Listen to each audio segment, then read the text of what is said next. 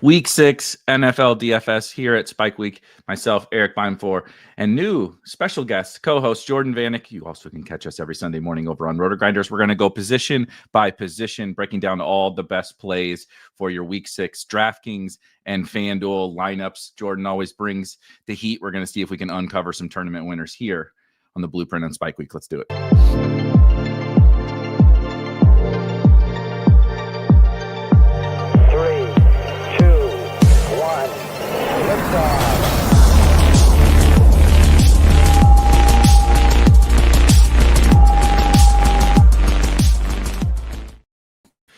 GM, as all Cody, Peppertoni, everyone says, welcome to Spike Week. I'm excited for this week. I've talked to Jordan for multiple weeks in a row now. We've had some bangers and we've had some hilarious L's over the course of the first 5 weeks of the NFL season, but I'm excited to get Jordan here with us. We are going to go, as I said in the intro, we're going to go position by position, a little bit of a first-ish look, right? We've done some digging into the slate, but we don't have all the injury news. We don't have, all the information that we will need to build our lineup on Sunday, but hopefully we can kind of give a first pass through every position to, like I said, uncover some tournament gems.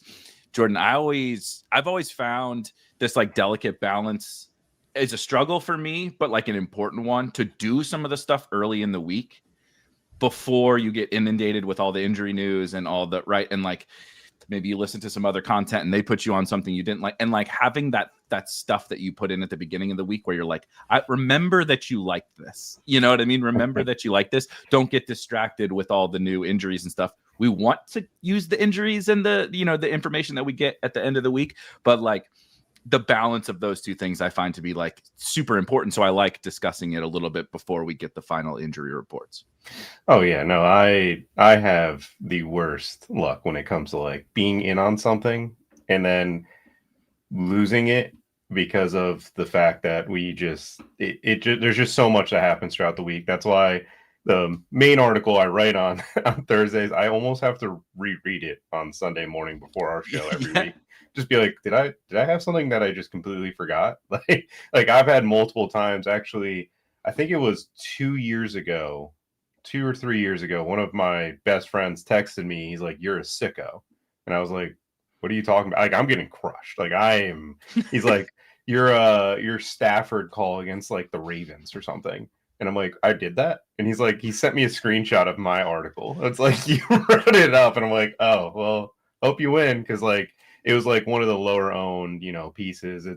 It's always fun during the week to figure out where I'm at and then where I finish. Like this show for Thursday is going to be fun because me and you are going to talk this whole time. And then on Sunday, what are we going to talk about that's going to be different? We're going to find out week to week. Yeah, exactly. And I love that because I find that you like you said, like that you call something, you see something with a Stafford stack or whatever early in the week. And then, especially now already, I mean, we started it in like week 2, guys go down, things and not just right. Like, Chuba Hubbard is out, but like defensive players go out, offensive linemen go out. And like all of these things, right. There's weather impacts or whatever, right? Something changes over the course of the week. And then it's like, all the chess pieces have to all the puzzle pieces have to come together. And so you make one move and it's like, well, I did that opened up this salary. Now let's do this. And now let's do this. And then the next thing you know, you only have like 2 plays that you thought you were going to have on Wednesday or Thursday. And sometimes that's right. It's like, sometimes be like, okay, we have better information. Let's act on it and let's build a better team now. But sometimes it's like, why did I like Brock Bowers isn't playing? Like maybe you liked Jacoby Myers more now or whatever, right? And it's like, but you didn't like Jacoby Myers on Wednesday, and like okay, he projects for 1 more target now or whatever. It's like was that really a worthwhile pivot? And the balance of those two things is like, I think that's where you can really make your money, because most of our opponents are waiting until Saturday, Sunday, building their teams with only that, right? This guy's out, that guy's out. That information that they've ignored a lot of the stuff we talked about or thought about on Wednesdays or Thursdays. We're going to go position by position, as I mentioned here, but just to kick us off, was there anything that in your kind of first pass jumped out to you that was like, oh, that's the thing on this slate that I'm really interested in? the pricing of quarterback is super interesting. Nobody over 7K. Like we don't have, and to be honest, there's no runners. like yeah, you have Daniel Jones and Kyler who will chip in some rushing. Sam Darnold Kyler plays.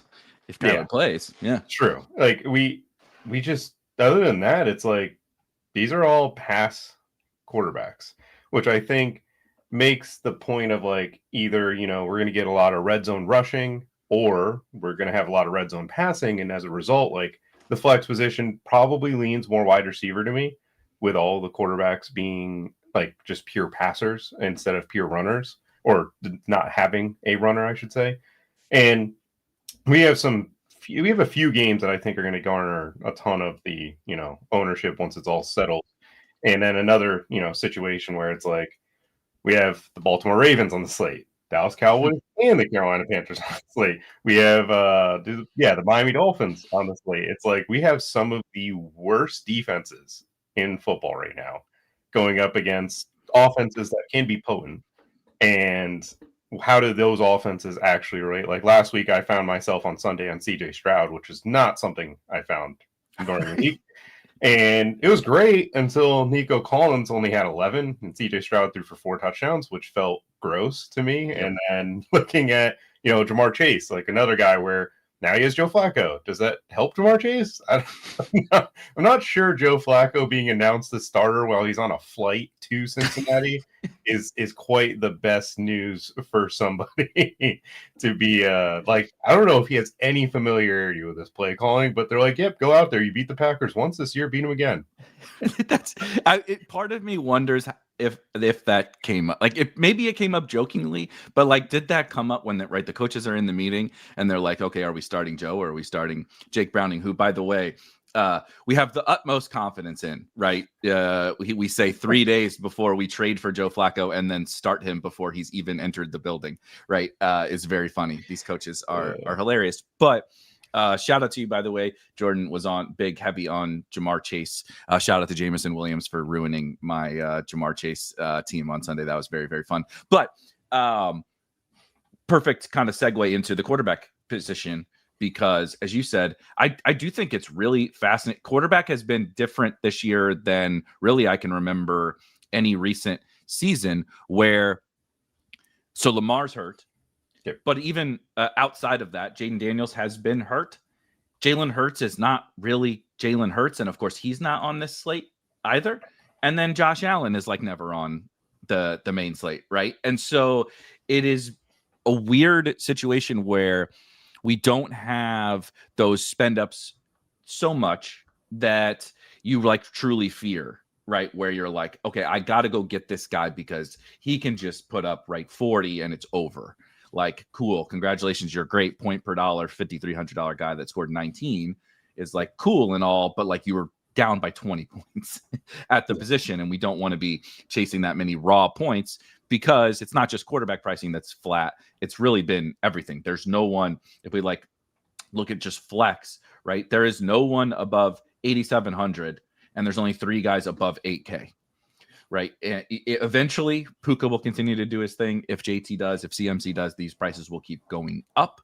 But as it stands right now, it's not that difficult to even fit these guys if you wanted to. We did talk last week about how I was like, I don't know. It is easy for me to go get Jamar Chase because there was just like, it's really easy to make lineups right now, especially on DraftKings. And so back at the quarterback position, it's like, who do we go after? And I just continue to look to Dallas Cowboys games to just be like this is, yeah. I'll keep saying it every single week. And it doesn't have to be their opponent every time. I did play Justin Fields last week. What a suck out that was.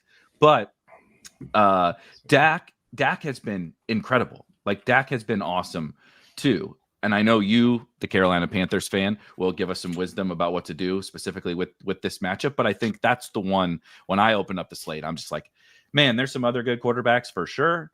But Dak Prescott with that defense against how shall I call the Panthers defense?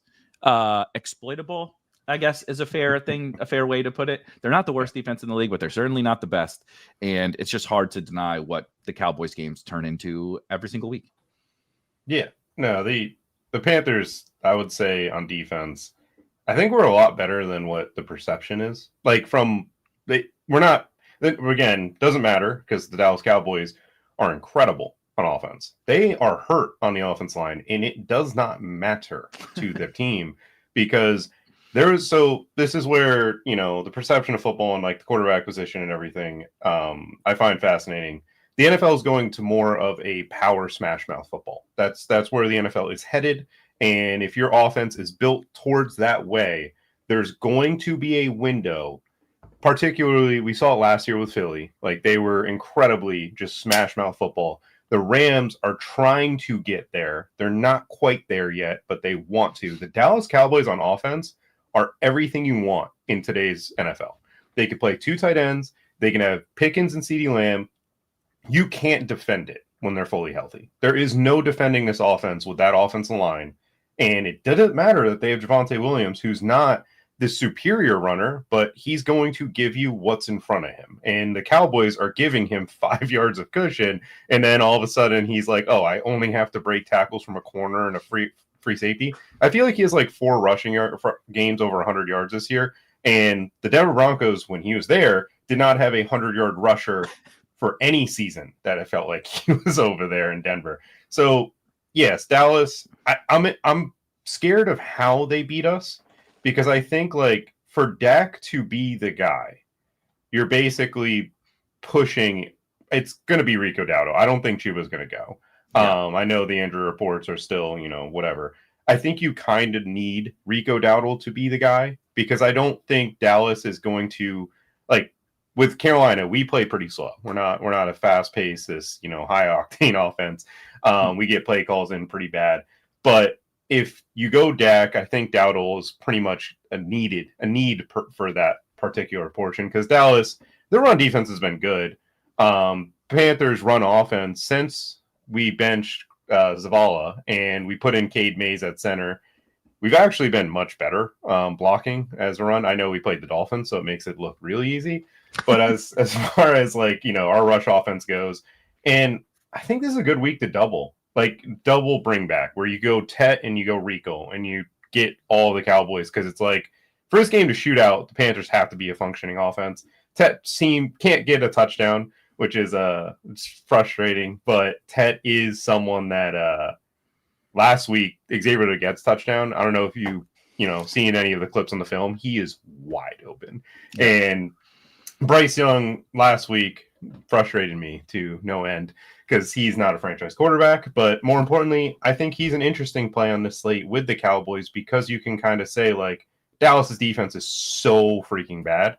And Bryce can get it done against the defense. But more importantly, like, he used his legs last week. And he is a quarterback that against zone coverage, he will find the soft spot. And this is kind of the week where I think Bryce Young starts to become productive because he's a quarterback that's built on film. If he can't see it in film, he can't react to it in games. And we've seen that every single start to his career. In last season, all of a sudden against the Chiefs, the Eagles, like the top tier teams in the NFL, he's just playing exceptional football because he had 6-7 weeks of sitting back and watching film of a lot of the teams each week. This is a week where the Cowboys, like, can he throw for 270 against the Cowboys? I feel like anybody can in the NFL. So it's like if you play the Dak side, I think you go Rico. If you play Bryce Young, I think you also play George Pickens and Javonte. Like, game stack it or don't play it at all. I like that. That was exact. So I'm in full agreement with you. I don't see Chuba going this week. Also, CeeDee Lamb, not going to go this week, which is, unfortunate for both offenses, but makes life a lot easier for us in terms of, who it makes it very, very clear who to play from both sides of this game. One thing that does just stick out to me is, do you think, I know we're talking about quarterbacks, but it kind of matters on how good of a play is Bryce if Chuba misses and everyone piles on to Rico this week, which I find like fascinating that last week, look, I didn't play Rico Dowdle last week in no. DFS, RIP to me, right? The dude just went absolutely nuclear and I should have played him, right? White flag waved. But this week, I'm not so sure it's as good of a spot against the Cowboys, right? The Dolphins are the best spot in all of football. But is the volume so much that we just still play him?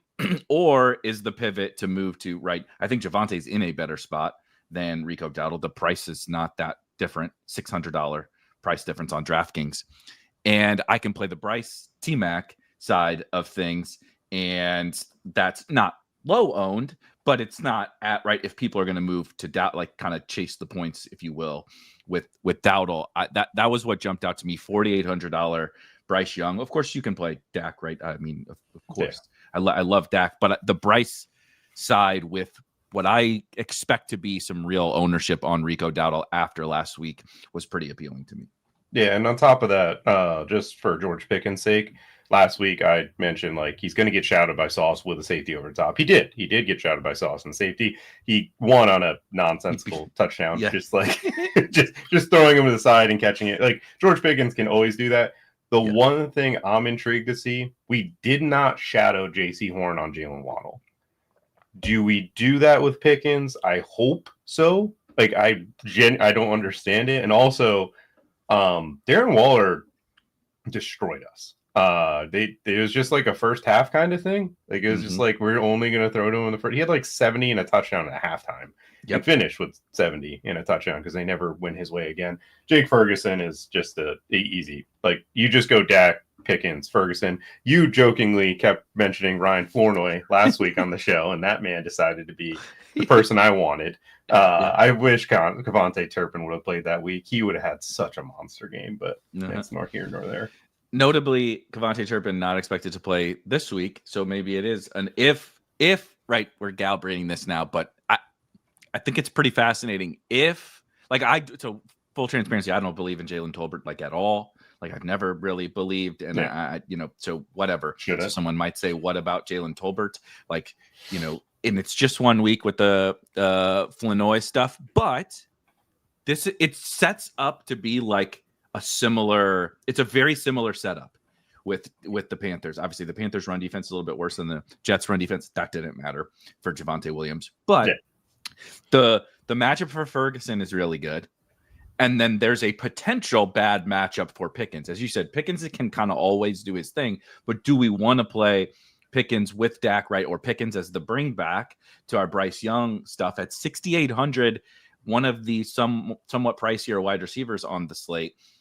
I find the idea of doing the opposite of kind of last week, where I did play Pickens into that matchup, and I didn't play Dowdle. If people come people are gonna play Pickens and people are gonna play Dowdle, it's like Bryce plus T-Mac, or just play T-Mac as the bring back with a Dak double, but you can use if no one's gonna do the Flournoy thing and no one's gonna say, yeah, this is a very similar setup to the Jets last week. They have one really strong corner that let's pretend he shadows George Pickens. That slows down Pickens, but this offense is going to hum, brother. It don't matter. Somebody's scoring, right? And it was Jake Ferguson and Ryan Flournoy last week, other than George Pickens catching the insane touchdown that you shouted out.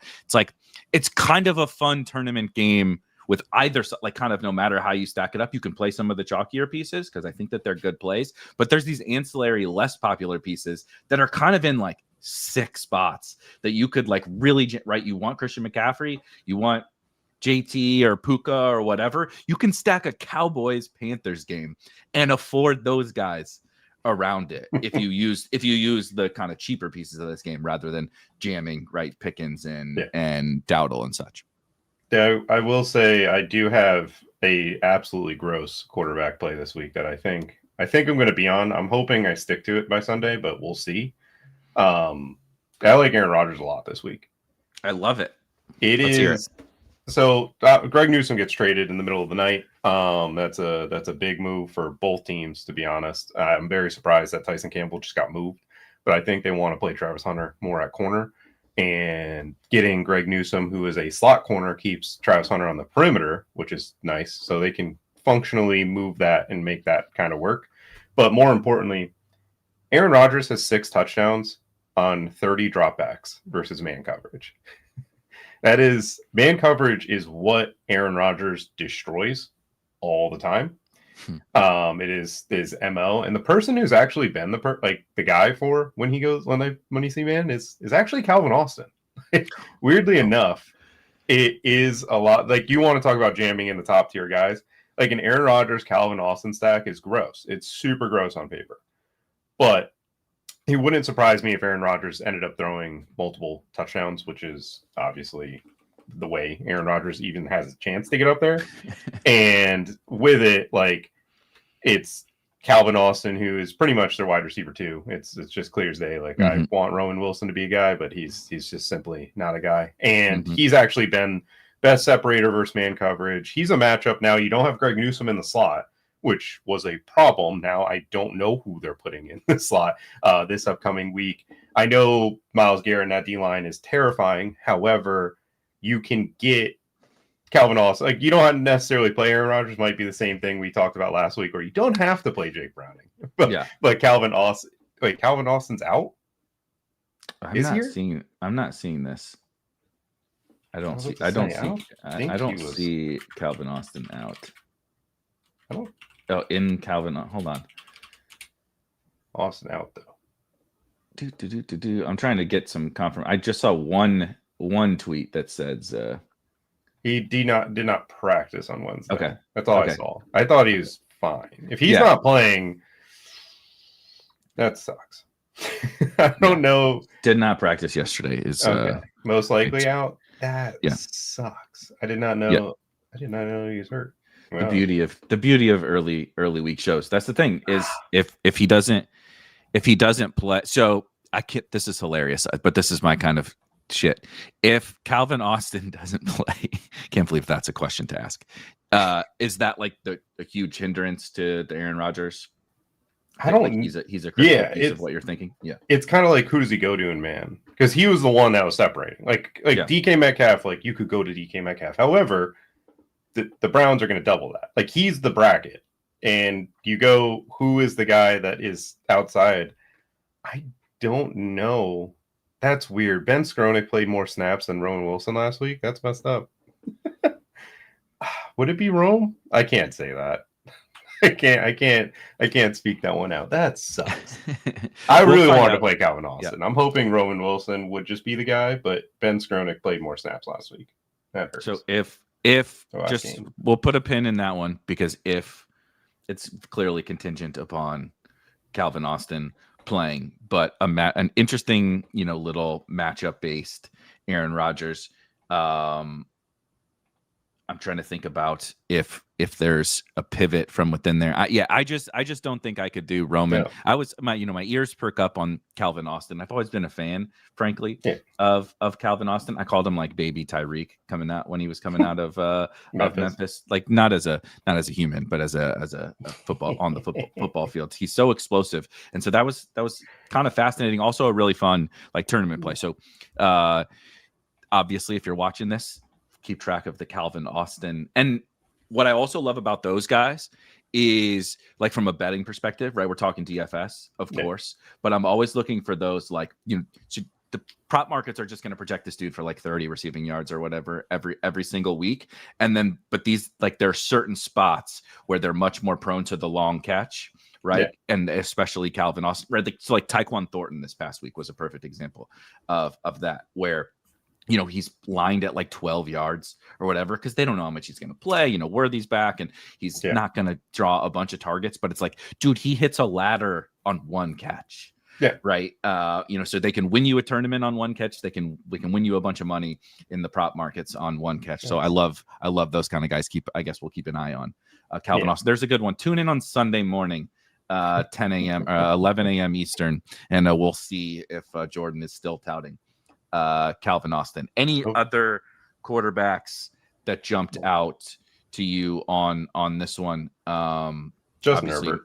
Yeah, exactly. Yeah. I was gonna go to Justin Herbert next. So I was like, Justin Herbert is it's also the fun time of like, is it going to be the run game or is it going to be the pass game? Because I think they I don't know if that tweet was real, but I'm pretty sure they benched Bradley Bozeman finally, which is massive. Andre James is a starting center for the Chargers now, hopefully. And he is someone that I think is much better at calling out pass protection and different things for the passing game. He's not a road grader. Like, he's not going to manhandle people and help your run game out as significantly, but he will protect your quarterback a lot better. As a person who had Bradley Bozeman as his starting center for a few years. So that kind of makes me think like passing game for the Chargers. Like it burned us this past weekend because of an interception in the red zone. And also they couldn't block. They could not block the Commanders. But the Dolphins are really bad. Really bad. They blitz, I think, like the second or highest most times in the NFL. They're bottom 5 in pressure rate. They have names on the defensive line, but as a Panthers fan, I wasn't really concerned with them getting after Bryce. Bryce was more concerned with throwing it to them than, I don't know if you saw his fumble. The fumble to Bradley Chubb was God, like... I forgot. There were so many hilarious plays. Yet another moron drops the ball before the goal line. So there were so many insane plays. I forgot about the Bryce fumble was like, it was just like hot potato. It was like, here, you got close to me. Don't hit me. Just take it. Just take the ball. It was just so fun. So like Justin Herbert in a much better spot, because it's like Hassan Haskins and Kamani Vidal. They don't have 1,000-yard rushing season under their belt. Rico Dowdle does. Rico Dowdle ran for a K in a season. These guys just are like, they're Jags. I just don't like, I don't know who's going to play more than the other. Yeah. And it feels like I know how bad Miami's run defense is, and maybe it doesn't matter.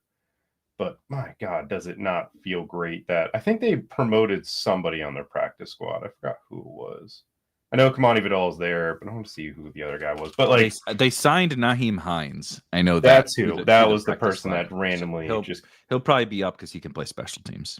And he might play passing downs. Yeah. It's a mess. I've notably picked up Hassan Haskins in like managed leagues, right? Where I'm like, really, you got to take a shot against the Dolphins. They also have a really good schedule, like upcoming. The Chargers do. Kind of just unloaded the clip if you need running back help in your managed leagues. But like, it's very early week. We'll see how all this stuff shakes out, right? But Hassan Haskins is projecting for some real ownership. Like some very real ownership, as I think he should. But again, it's another one of those spots where it's like, I'm with you. I don't feel that confident in the backfield. I don't feel that confident that the production is going to come from the backfield. And I don't know, right? I don't know who it's going to be. I don't know if either of them can even separate from one another, right? Like, did you just play into 20% owned 9 touches from a Chargers back and like maybe one target? And they just say, like, what makes the most sense to me, even with the bad, but maybe more so, like you said, with the bad offensive line, is like, just put the ball in the hands of Justin Herbert and let him make the right decision, right? If you have Bryce Young as your quarterback, maybe you try to, let's put the ball in the belly of Rico Dowdle and not let Bryce hot potato the ball to the defense. But when you have Justin Herbert, right, you're like, yeah, like he's going to do the right things. He's right. Like he's going to get us into the right stuff. He can handle that pressure. Right. And he's going to exploit a really bad defense. It just reeks to me of kind of the post hype. We were all excited. The royal we was all excited for the Chargers pass game last week. And Ladd scores early and you're like, oh baby, it is about to happen. Then QJ turns back into QJ, right? Fumbles. And it just didn't go very well, but I'm really ready to go right back to the well with the Herbert passing game. And I do prefer the Herbert side to the run game, at least in, like I said, in DFS. So you got to do what you got to do in some other formats.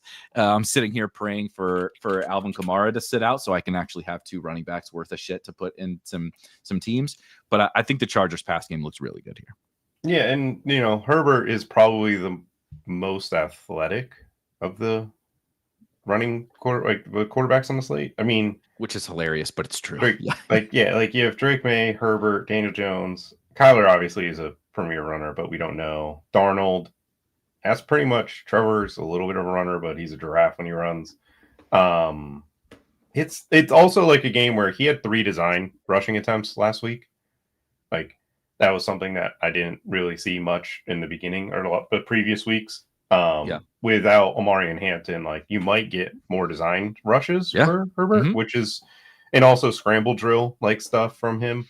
So, I mean, Herbert to me is obviously, I'm interested to see how the ownership plays out because I think like if you get any sort of report that Hassan Haskins is going to be the lead back this week, he's going to jump to 30-40% probably. Definitely. At 5K. He's 5K against the Dolphins. And it's like, then you get into this pact of like, Herbert's not going to be the highest quarterback now. Like his running back's 30-40% owned. So no, yeah, they don't have a left tackle. I totally agree to that. But the Dolphins don't have any, like they have names. They have first round picks. Like they have first round picks on their O line. Like Bradley Chubb is still good. I really like Bradley Chubb actually. I hope a team like that actually matters trades for him because I think he's still got some juice. But Jalen Phillips on his side of the ball, they drop him back in coverage more than he rushes the passer. Chop Robertson can barely get on the field. It's Dolphins that they don't scare me rushing the passer at all. But the other game I was going to say that I think we, from a quarterback perspective, with what these two quarterbacks kind of did this, past week with you have Mac Jones and Baker. Yep. Like that is Todd Bowles gets dominated by Kyle Shanahan throughout his career. But my God, the injuries to the receivers of the 49ers, they sacrifice everything for McCaffrey to be healthy. Yeah. Yes, they did. There's literally dead bodies of all these other 49ers buried underneath the facility just to keep Christian McCaffrey. Like you said, they sacrificed these other guys. I think that's a little bit of my issue. This game jumped out a little bit to me as well. I mean, not to, latch onto last week too much, but that like you're wearing a Seahawks jersey and it just reminds me what Baker just did to that defense. I know they have some secondary injuries, but they've still been playing really well. That was one of the best quarterback football games I've seen in quite some time. Like he was incredible, right? So no Mike Evans. Emeka Buka is very incredible, good, but this is still a rookie wide receiver in his 5th game as the lead option for this offense. And Baker goes out there and throws for like 12 yards per attempt. Throws like 4 incompletions on the road at Seattle, goes punch for punch wins 38-35. He's talking shit to the fans on the way out to the game. It was the full Baker experience. And so I don't like really playing Baker so much on big, right? When there's like, when he's 6,600 and Lamar's 7,100 or whatever, like it's very difficult to get. But on this slate, I do think the 49ers defense can get got here by Baker. And I don't think it's going to be with the run game. So it's kind of a similar situation to the Herbert thing, except, a much more difficult matchup, but maybe a better offense, right? Given the state of the Chargers offensive line. It's like, do we just keep playing right like Baker to Buka, or do we include Godwin or include Rashad White or whatever? And if there is Christian McCaffrey on the other side, I know the matchup's not great, but the volume is there, and there's probably Kendrick Bourne on the other side, which I can't believe, but it doesn't sound like any of the wide receivers and George Kittle are going to go for the Niners this week. So it's gross, but it does kind of feel like, I don't know, man, there's not any opportunity cost at the quarterback position, and Baker's really good. And as you said, the Niners, Shanahan has just cooked Todd Bowles, and like, I know who to play on both sides of this team, right? There's only a couple guys that are even in play, and that makes it easier for us because then we don't have to worry about, right? We don't have to, no offense, we don't have to worry about Calvin Austin. We don't have to worry about Ryan Flanoy. We don't have to, right? It's just like play the studs from this game. Studs. And the Emeka Egbuka thing, this is just Ohio State and receivers in general. Brian Hartline, the program they run, the way they develop these guys they're not. So it's a fun little discussion. Who's wide receiver you? Is it LSU or is it Ohio State? And I'm like, LSU is the top. They are the top class of receiver. They get Jamar Chase, Justin Jefferson, Brian Thomas, Malik Neighbors. Those are the guys that are elites.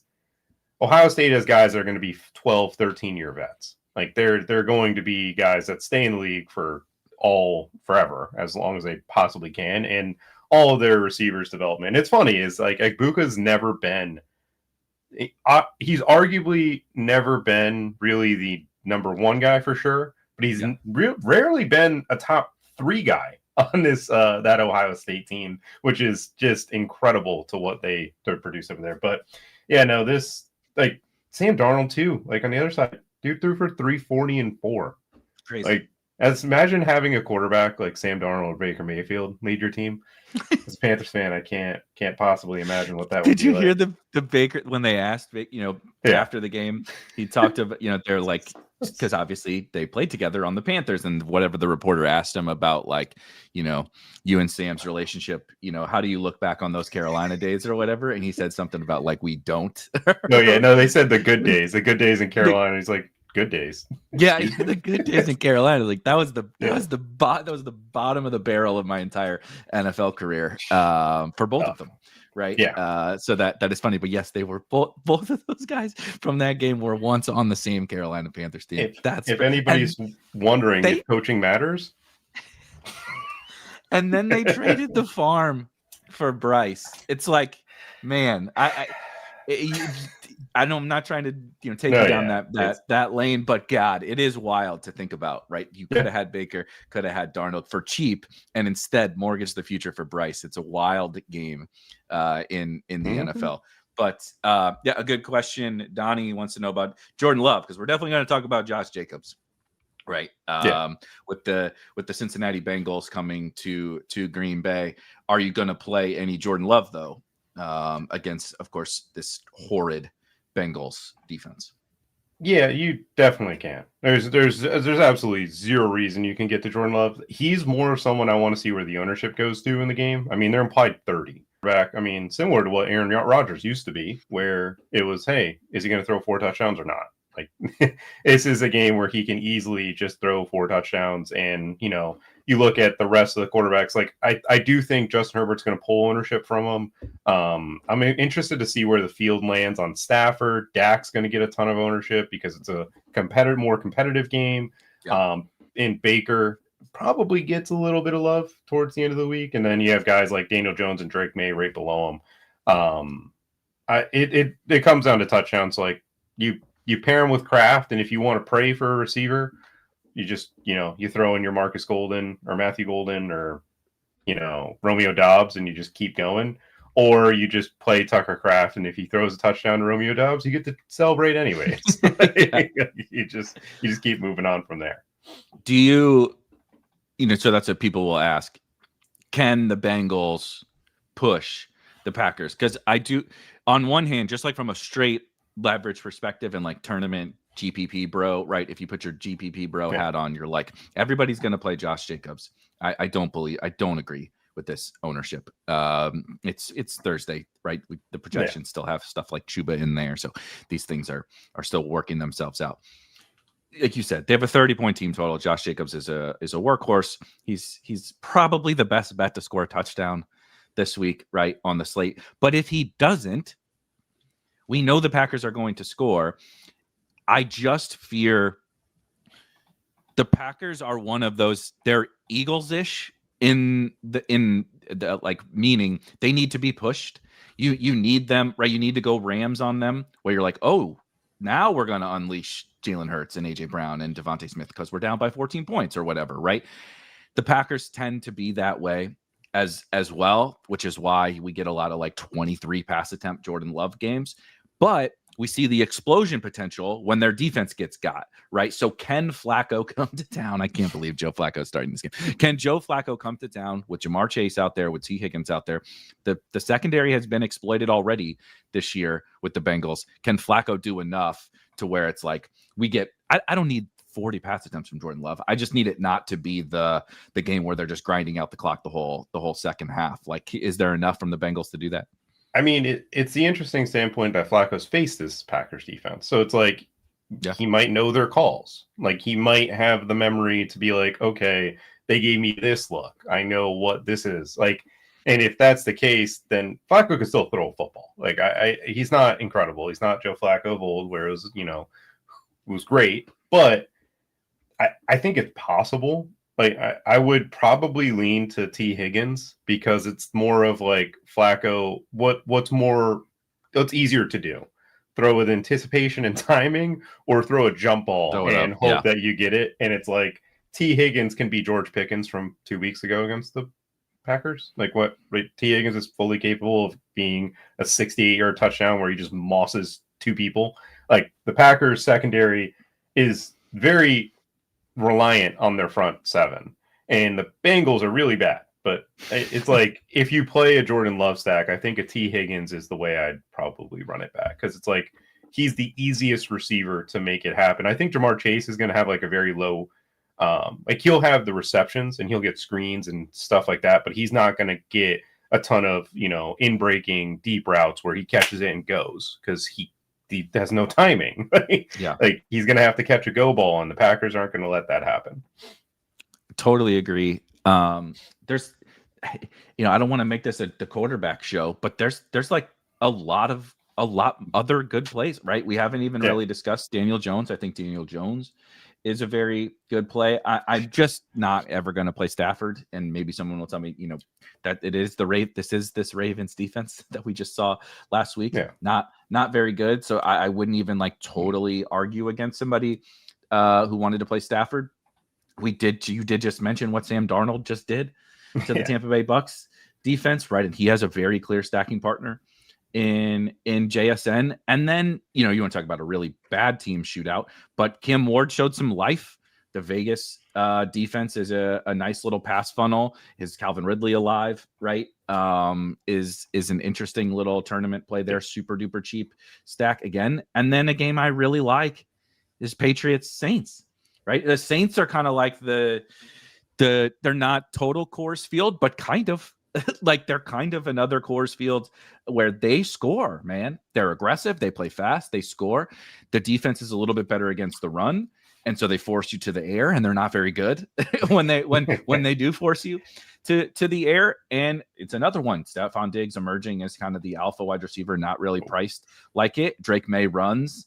Antonio Gibson is hurt. Maybe eventually Travion Henderson will get on the field with a couple more injuries, right, at the running back position. It's just there's a bunch of different games to target. And so my general thought is I like all of these, but I'm going to be really seeing where ownership comes in at the quarterback position and with the stacks, because as much as I like the Cowboys game and stuff, it doesn't feel like last week where there were some pivots, but the Cowboys game was really a pretty standout option, and I can play some of those pieces while still play Baker to Ibuka, or May to Diggs, or Mac Jones to Kendrick Bourne, or whatever alongside, right? Still play Jake Ferguson, still play Javonte Williams, still play those guys, and play the lower owned game stacks.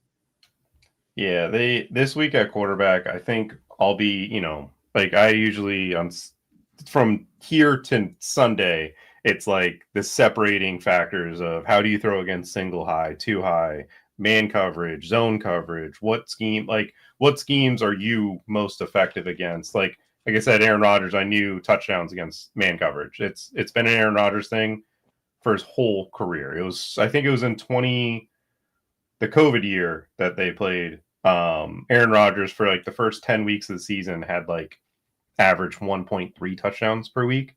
And then he got Mike Zimmerman twice and Jim Schwartz another week, which is what he's getting this weekend, and two other defensive coordinators that just pride themselves on our guys are better than yours. And I remember just stacking Aaron Rodgers every single week. And it was like, oh, Devontae Adams had 3 touchdowns. That's cool. It's like, oh, this is sick. This is because it's like, oh, I can read this defense. Like, this is what, I've played. Like, from 2010 to 2017, 16, before Seattle Seahawks came in.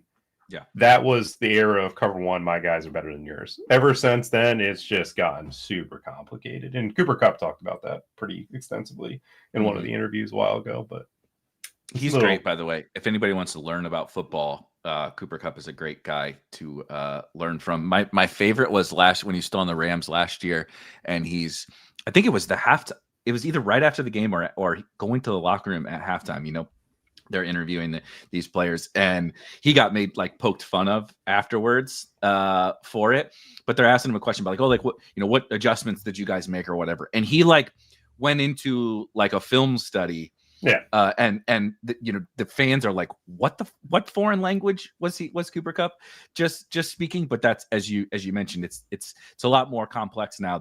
It's the total game of chess, right? It was maybe a little more checkers back then, right? Like you said, I'm going to beat you with all my chips are the same, but now it's a lot more chess and everybody's moving stuff around. So again, you can catch us on Sunday. We'll talk about some more of that stuff. Anything else quarterback kind of game stacking perspective that we missed? No, we touched on everything. Like I said, quarterback is the most intriguing position to figure out. Like it is the basis of where, like, I know your lineup usually starts with how well your quarterback. Like this week, it feels like there's going to be a quarterback that gets 30. Yeah. And I think the rest of the field will just get like 20. Like I think there's going to be a point differential at that quarterback position this week. Right, because somebody's going to throw for 304 or whatever. And then like somebody's going to run for a touchdown. Right. Yeah. But it isn't like those other weeks where you might have Lamar big game, you might have Allen big game, you might have Hurts big game, right? You might have Jaden Daniels big game, whatever. We don't have any of that stuff this week. So the separation, right? Because when Matthew Stafford just has a mediocre game, you just get your 16 or 17. Right. But there's a lot of Matthew Staffords on this slate. But when Matthew Stafford throws for 4 or 5 touchdowns, you're like, oh, I got my 30 something. Right. When Justin Herbert runs for 60 yards and a touchdown, you're like, oh shit, he scored 35. Right. It's like that. But someone's going to do that, and pinpointing that guy ideally at lower ownership is how I'm thinking about the quarterback position, because at running back, it's funny because we continue to get more injuries and more potential plays and stuff opening up, but there tend to not be a ton of running backs that I love on a week-to-week basis. Now, I'm not saying just because I don't love them doesn't mean that they're not good plays or what have you, but I don't love Christian McCaffrey in this spot. I know Jonathan Taylor just keeps doing it, but I don't love paying $8,500 for Jonathan Taylor. I mean, he had 80 yards last week. He found the end zone 3 times, stupid. But like he scored, I faded him, and I faded an 8K running back who got 80 yards. Like, what am I supposed to do? He scored 3 touchdowns. It is what it is. He's very good at football, but Devon Achane, right? Like, no, thank you for me. And he keeps projecting for a bunch of ownership. The second half from the Dolphins last week, just putrid, as you mentioned. Nothing for Darren Waller. Achane, I think, had like 5 yards or something in the second half. Genty is fine, but I never like totally love playing Ashton Genty, though the matchup is pretty good. What stands out to you at the running back position? Because I don't have like a ton that I love. It's like the opposite of quarterback. Yeah, the running back position. Devon Achane's playing receiver now. I don't know what that was all about against us. It was cool. They threw someone tweeted it out when he caught his touchdown. It's like, don't let the fact that Devon Achane made an incredible play blind you from Mike McDaniel called a goal line or a red zone fade to a running back on 3rd and 9. It was wild. I was like, wait, what? Like, I played him, so it was very fun, but I was like floored at what I was watching. No, he plays receiver. He's not a running back anymore, it feels like. Like, they're like, oh, Tyreek Hill's done? Cool. We're going to go with you at receiver with Malik Washington, because they just can't possibly have a receiver over 6 foot. It's just not in their DNA. Why would you want a big-bodied blocker like Xavier Legette, because he freed up Rico Dowdle on all of his big runs, and he caught a cool touchdown. But as far as the running back position goes, I love Genty this week, just because this is the exact thing that we had when Genty broke out against the Bears. It was like, the Bears' defensive line can't stop the run. Their linebackers don't fill the gaps, and Genty just needs space. And the Titans, they can't do either. They're the second worst team in yards before contact this year. And it's like, Genty just needs 5 of those. If he can get to the second level with 5 times in a game, he's going to get over 100. And, Geno Smith, I'm wearing a Geno jersey. Geno's been very great to me over the years as a player. Geno Smith can't do it with a bad offense line. And he has no confidence in that O-line. And his receivers are dropping passes, not running the right routes. It is terrible. But with Genty, this is the week where they could run the ball very efficiently. And I think they're going to feature him. And I think Genty had probably the most targets he's had in a game this past week. It felt like when I was looking over the TV, it's 7. Yeah, like now he's getting involved as a pass catcher. Love that. Like, love him in that matchup. You're right on McCaffrey. I don't love him as a runner, but my God, is he just the best receiver in football? He's awesome. Like, yeah. I don't like McCaffrey because I don't think he gets there as a runner. And it's like, man, 8-4 for a running back that's not going to get there. But he catches 9 balls, and it's like, he's Puka. Like he's pretty much Puka with rushing yards. And it's them two. I remember early in best ball drafts, you were able to get both of them. I wonder how many teams people have of those. And if you were somehow in a draft that Jonathan Taylor fell to you in the third round and you found all 3, good for you, because Jonathan Taylor, you're right. I like Taylor a little bit more this week than last week, which is frustrating because the Cardinals, they try to win with a light box or 5 down linemen. So if you can get past the D line, you're kind of running far, but you have to have the O line that's going to be able to bully them up front. Indy kind of has that, and it becomes a question of like, where does ownership in that top 5 go? Because I would consider this a big 5 at running back, where you have obviously the Taylor at 8.5 and Genty at 6.9. I feel like Jonathan Taylor or Josh Jacobs is going to get 30. I feel like he's going to end up being up there. And if he's 30% owned, Taylor and McCaffrey probably dip into like the 12, 13-ish. Then they become way more appealing at their price. That makes a ton of sense to me. Genty is definitely my favorite guy up there. But again, we talked when we went through like, okay, there's not any like real spend ups at quarterback. And we talked through a bunch of cheap stacking partners for all of those guys as well, right? So we're probably going to have the funds to get 2-3 of these guys, right? Depending upon, FanDuel is maybe even a little bit easier. And as Donnie says, it's another thing where like I can play Herbert. It's like, our good friend Jordan Cooper from Rotogrinders always says, and it will always stick with me because it's true, but it's also a helpful way to say it. It's like lineups, not players. And like you just start to talk this through, and like how the lineups can come together this week is like don't go basement dwelling for the Haskins and no offense, we'll see what's up with Kamara and Kendre and stuff like that, but like we can get these insane ceilings at the running back position.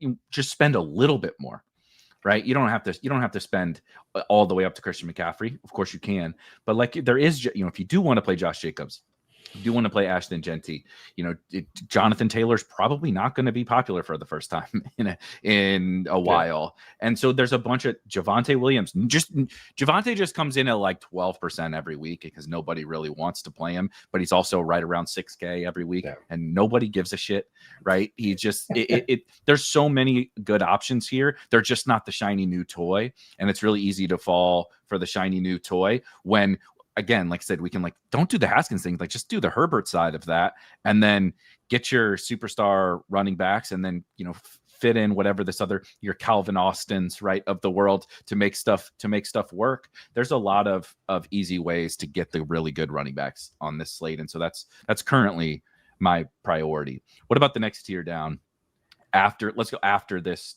So into the Javonte tier, Javonte, Kyron, Judkins, Derrick Henry.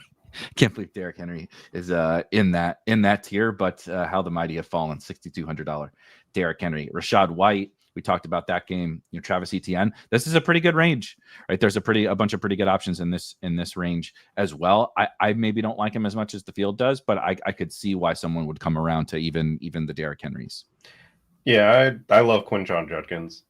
We talked about it when he first got like back up there. It was kind of like, oh, are we going to look back at him at 5K and be like, what are we doing? Yep. And obviously he didn't really perform in his first matchup. He got 10, which is solid, but he's just a great runner. He is giving you every yard that's available to him. He's not a 60-yard touchdown runner. He is I'm going to give you 5 to 6 every carry. Feels like the way when Zeke started to decline. It's not Zeke at his decline, but Ezekiel Elliott, when he started to decline, it was like, I'm giving you 100 yards rushing on 19-20 attempts. And it's like, oh, that's kind of where it is. And like I said, I obviously wish Calvin Austin was playing because that was a fun mini for me. But then the other one is Kyron, because if you're the Rams, You're, it was supposed to be Blake Corum. That was supposed to be a guy. And Blake Corum decided he wanted to fumble that opportunity away. And Kyren basically just took everything after that. And obviously I know Kyren fumbled in the last drive of the season. Yeah. But it's kind of like, if you're the Rams, like last week I said, Stroud, you need confidence. The Texans decided to throw the ball in the red zone pretty much all the time. For the Rams, their red zone, offense, they need to show that they can win running the ball near the goal line. That is what Kyren is. I think that is the way they're going to approach the red zone this week, where it's like, we need the run game to work. And the Ravens, as sad as it is, are the team where you're like, what do you need to work on this week? Yeah. you can have it your way, whatever way you want. And they could throw it with Devontae Adams and Puka. They could show that. But I think looking at, they got 10 days of rest. McVay's got 10 days to look at that fumble and different things. You have to go to, I think they go to Brazil, or I don't know where they go next week. They play the Jaguars overseas. I think from a standpoint of what do you need to do effectively, is run the ball in the red zone. And I think Kyren is going to have a lot more work in that area. Kenneth Walker intrigues me, but Seattle just hates giving him the ball. Yep. They just don't want to do it. And it's so frustrating. Like, Charbonnet is just such an annoying piece because Kenneth Walker's not a great running back, but my God, is he fun to watch. Yeah, he's so fun.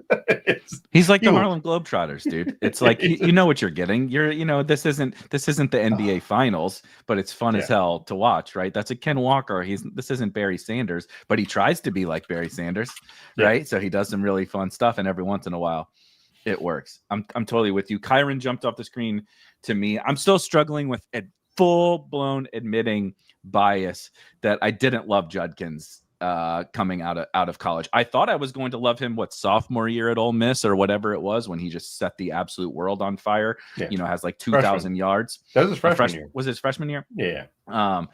And then it just it didn't go super well at Ole Miss. Obviously, then he leaves and goes to Ohio State, and it was kind of like a cheating. It's kind of like cheating to go to that Ohio State team. He also stole work from my boy Travion and. But like I said, I'm fighting that bias. I'm fighting Brown's bias, and my struggle with that one. Why Calvin Austin was interesting was because it's like a home run aspect, like really one play, and Calvin Austin can get home from a DFS perspective. In Rodgers games, and especially like a Dylan Gabriel, Browns, Steelers, like the play volume and the pace of that game is going to be so gross that it's harder for me to bet on the like volume back. That's fair. Right. And as we talk it through, I am liking a few more of these guys, but Kyren was the one. Kyren and Javonte in that spot where it's like they're so boring that they just can't ever become chalky. You know what I mean? And it's like that's awesome. Like that's so good for us because I think I totally agree. The Rams go to London, by the way. So I imagine they're like probably leaving after the game to go to London. Like, let's get in there. Let's get Kyren, 25 touches, save Puka and everybody, so it's an easier flight, right? And just load up Kyren Williams, and he scores another 30 or whatever this week. Would not be surprising at all to me because it is sad, but it is true. And the Ravens defense is the get right defense for everybody. The Ravens and the Dolphins, not what I expected to be saying, but the people will ask. They were definitely going to ask us on Sunday. Jordan, that crew that shows up to watch the RG shows, is there a world where you play Derrick Henry at $6,200? Notably, still playing in the fourth quarter, down 35 or whatever. Nope. Derrick Henry was still in the game. I did that last week with my CJ Stroud lineups, and it demolished any hope because I had Jamar Chase, I had CJ Stroud. I mean, Dave Montgomery was cool, threw touchdown, ran touchdown. That was fun. Yep. Just didn't matter because Derrick Henry's just staring at me with 9, and I'm watching Rico Dowdle have 200 yards rushing. Rico Dowdle's the new Derrick Henry is basically what I learned this past weekend. But no, it's just they can't block. They don't. It like Lamar was their offense, and he has been their offense. And Cooper Rush is not going to be able to generate said offense. I'm just not. There's no. The other fun fact is Kyren. The Rams want to go more man gap rushing scheme. The Ravens are allowing over 6 yards per carry against man gap schemes, and Kyren is a much better runner when going man gap when the Rams O-line is healthy. And I think Steve Avila might be back this week, or is he? I'm going to find out, because he was a huge piece to their O-line. Yeah. He might be getting a full week. Might be getting a full week of practice. If he gets back in there to the full, week and everything, then Avila is going to be monstrous for that Rams run game.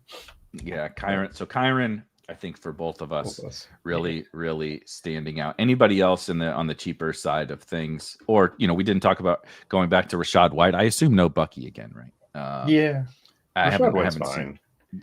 Just so It's boring. just, You want to talk about boring? Yeah, boring, but I them. don't want to click it. Right, the other guys I do. I don't love the spot so much, but the volume is pretty nice. Sean Tucker didn't exactly come in and do much to earn more work there, so he's probably not terrible. Anybody else at running back that I can't get to Kamara with the way Vrabel plays. Chase Brown, it sucks. It's sad that he's just doesn't matter how many touches he gets, they can't block. What would he have to be priced? Would they have to pay you to play Chase Brown? It would have to be an afternoon only slate. It would have to be such a small slate where he's 51. Yeah, you're gonna get your 10, brother, and you're gonna like it. You're not getting more. Yeah. You're gonna get your 10 because he's gonna catch right. He's gonna get plenty of work and he's gonna catch some passes. But man, it is bleak for Grim. Anything on the Antonio Gibson being out for the Patriots. We like that game a little bit. We like the Patriots a little bit. Would there be anything that could talk you into Ramondre or Travion with Gibson out? We did remove, a very annoying third wheel there. Yeah, I would be somewhat interested in Ramondre, but I hate them. I'm not allowing myself to be in Ramondre because of my like for Travion. But Travion's just got to get in the game and not hold anybody, and he'll be good. I know he'll be good. Like when I decided to tout him that one week after you gave up hope, and we're just bouncing around. The whole show is going every week. One of the three of us is gonna tout Travion. I was watching the game because they were playing the Panthers, I think. So yeah. That's when I played him too. Yeah, I watched Ramondre and I was like, okay, like he got the start, whatever, I don't care. And then Ramondre wasn't doing anything, and then Travion gets in there and he breaks off a 9-yard carry. And I'm like, oh, he could do it. And then first time he has to block someone, he just immediately grabs their shoulders and brings them down. 10-yard penalty, and I'm like, oh, he's benched. And I think he's in his head. I think he's in his own head about the pass blocking stuff. It's good insane. At it. Yeah, no, he is. He actually can read it. He identifies the guy to block. He just grabs him and holds him every time. Maybe he got away with it in college. Maybe it was an Ohio State thing. I don't know. But I mean, Hassan Haskins and Vidal are just people I don't want to play. They're going to get a lot of love. And the Dolphins defense, they could do it. They could ease. I'm not going to sit here and say they have no chance of doing it. I just don't want to be a part of that. I'm good. I think I'll hard pass on that, and I'll maybe play Justin Herbert or some receivers for the Chargers. Heck, maybe Quentin Johnson gets carries. I don't know. Yeah. We talked about it in the quarterback stuff. If you're just joining now, the Chargers backfield stuff is one, again, like from a managed league perspective, or if you want to speculate or whatever. And I do think, like, if let's just say Haskins gets all the ownership, and you wanted to say, what if the field is wrong and it's actually just the Kamani Vidal show, right? Yeah. And he takes over the whole thing. Some like Millie Maker shots on that or whatever. I think it's fine, right? It's fine. Yeah. But you can't be upset when Kamani Vidal gets 7 touches, right? Like it just understand what you're getting yourself into, and that's kind of where we're both coming from. Is just there's more options that I like, I think, than at first pass. And there's definitely more playable options, even ones that I don't like. And so playing into that ownership when it's like, this is pure speculation, right? That this isn't Dowdle last week or Rashad White last week, which were still like a small amount of speculation, right? Yeah. In terms of like exact, right? How much was Trevor Etienne going to get? How much was Sean Tucker going to get? Was like, but we knew that those guys were going to lead the backfield. We don't even fucking know who's going to start the game. Yeah. Right? Like one of these guys could get 20 touches and the other guy gets 2. They could both get 7. They could bring in Naheem Hines and he's playing. I truly have no idea. So the salary cap's not that tight. Like I want the 3, if I'm playing 3 running backs this week or even just 2, I want the 2 highest raw scores in my lineup. I'm not playing the point per dollar game this week. I'm playing there's going to be, you talked about it at quarterback. There's going to be running backs scoring 30 plus this week, probably multiple. I need those guys, not my managed league. Please God, get me 15 Hassan Haskins, right? Like I'm not winning a tournament with 15 from Hassan Haskins. I want the 35 spots or whatever. Yeah. I mean, it would be funny if Naheem Hines got the first carry. I wouldn't be surprised. It would be so Harbaugh.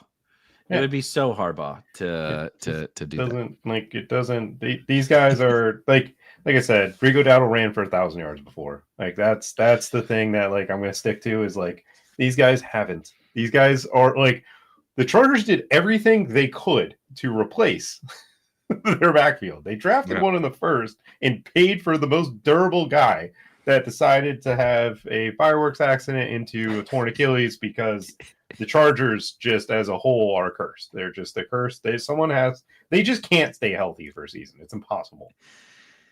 I love that. It is true. He was the single most durable back basically in the league. And then he goes to the Chargers and he almost blew himself up.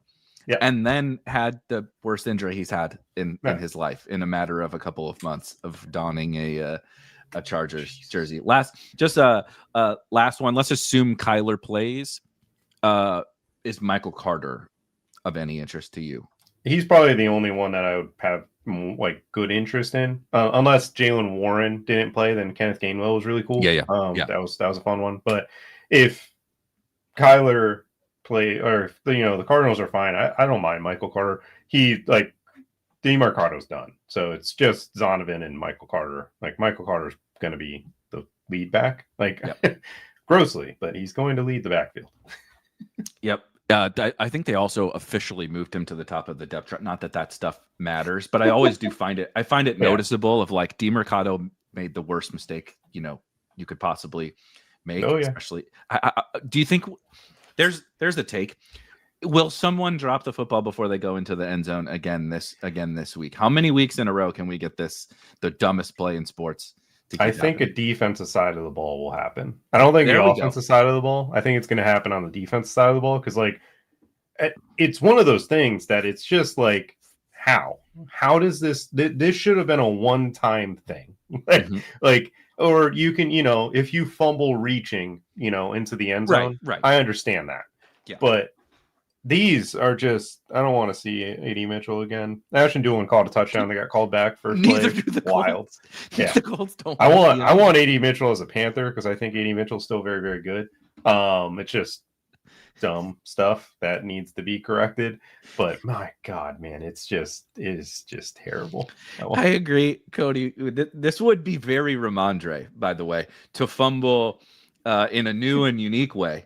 Right, not even getting hit this time. Maybe Vrabel would finally give up on Ramondre if he did the fumble before the goal line. That is great. I also, Greg says it seems like having a preseason is probably pretty important to, and not just like preseason games, right? But like participating in training camp might be helpful for NFL players to be ready for the season. Kind of important. Let's talk about some wide receivers. We obviously discussed some of these amongst the quarterbacks, so we don't have to reiterate all of that. But let's look at ownership super quickly. Right now, project obviously early in the week, Thursday, all the typical caveats. But the highest projected owned wide receiver is actually Chris Olave. Dude, another thing I screwed up last week. Had Rashid Shaheed in my main lineup. We talked through that one too on Sunday.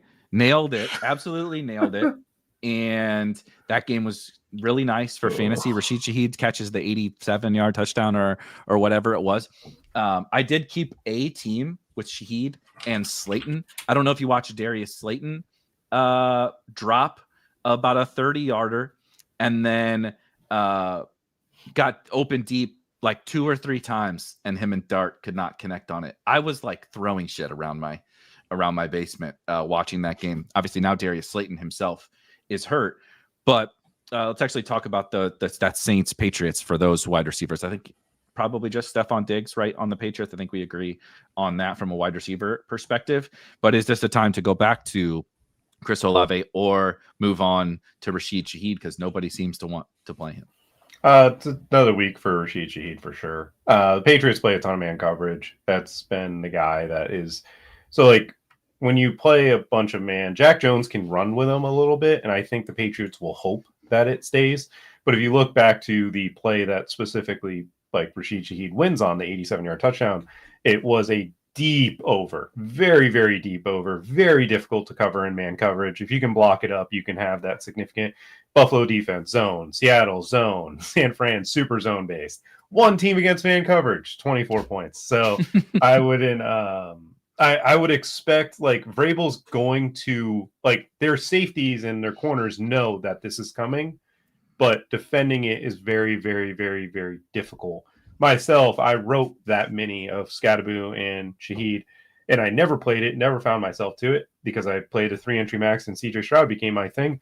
I'm still frustrated about not playing Shaheed last week. That was the easiest, like just this is the week for him. It's man, they're bad.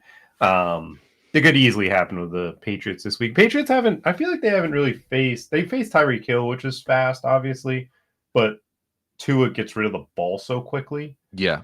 It's like your speed can matter only so much when that is the case. I'm trying to think if they faced any receiver that would like deep speed that actually Calvin Austin. Did Calvin Austin do it against he had a touchdown. He did. Did he really? 34, he had 34 and a touchdown, yeah.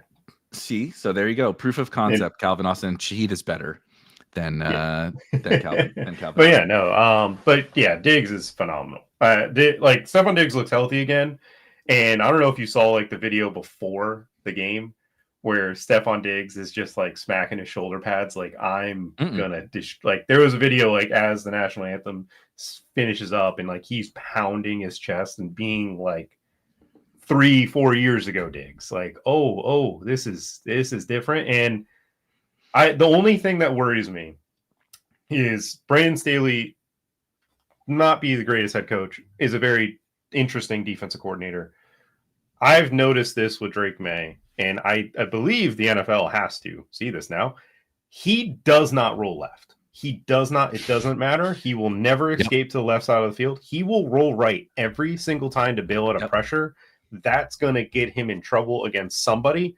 The Saints could be that team. I think me and you, when we get to defenses, there's their defense that I'm willing to go to because I think they're just a well-coached team right now, which is weird, but they really are with Kellen Moore and Brandon Staley. I remember when they were flipped and they weren't a well-coached team, but maybe that's a Chargers thing. But yeah, it's like if that could get him in trouble. I'm really interested to see which team figures out first how to get him to escape the pocket that way and just drill. But that's besides the fact. Yeah, if I recall, hilariously enough, Baker had troubles with that when he was always escaping to the right. He's obviously fixed a lot of those problems, but young quarterback stuff, right? It's young quarterback stuff. I remember coaching high school and stuff. It's just like human nature is hard to beat, even right in the superstar athletes like Drake May. Some other currently projected to be popular wide receivers. We talked about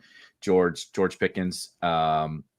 I will be fascinated when we talk again on Sunday to see what we think about the Cowboys stuff, because him and T-Mac are, of course, projecting to be popular, but there's a lot of good wide receiver plays as well.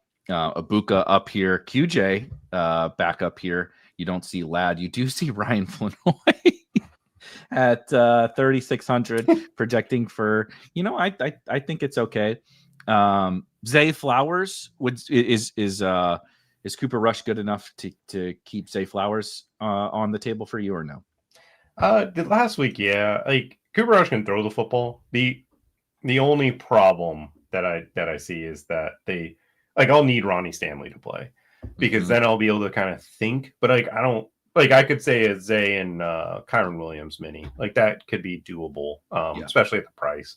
But it's like that's the only path that I'd be playing. Zay Flowers over Diggs. Like that is, I'm just not playing him over Diggs.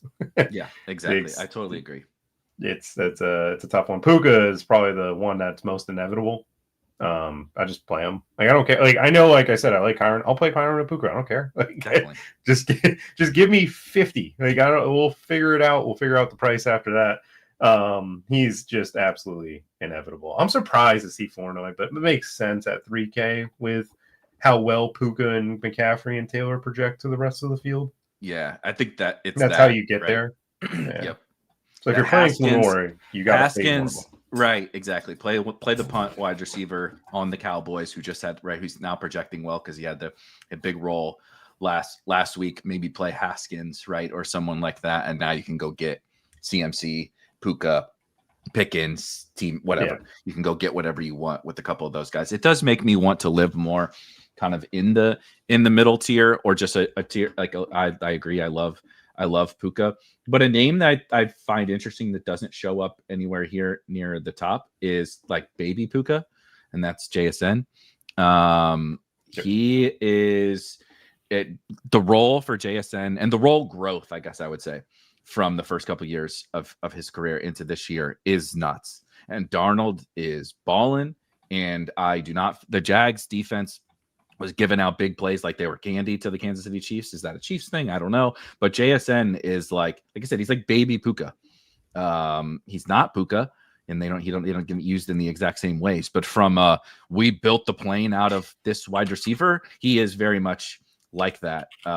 So him being lower owned is pretty interesting to me, like a Darnold JSN thing. I don't know if I can do any of the Jaguars, but maybe that's some bias by me. Maybe we'll be talking about a Jaguars tight end once we get over to the tight ends. RIP Brenton Strange on IR with what seems like a pretty severe hip injury. Let's see. What about if AD Mitchell has been banished and we don't totally love Jonathan Taylor so much, there's not much going on, and we like Daniel Jones.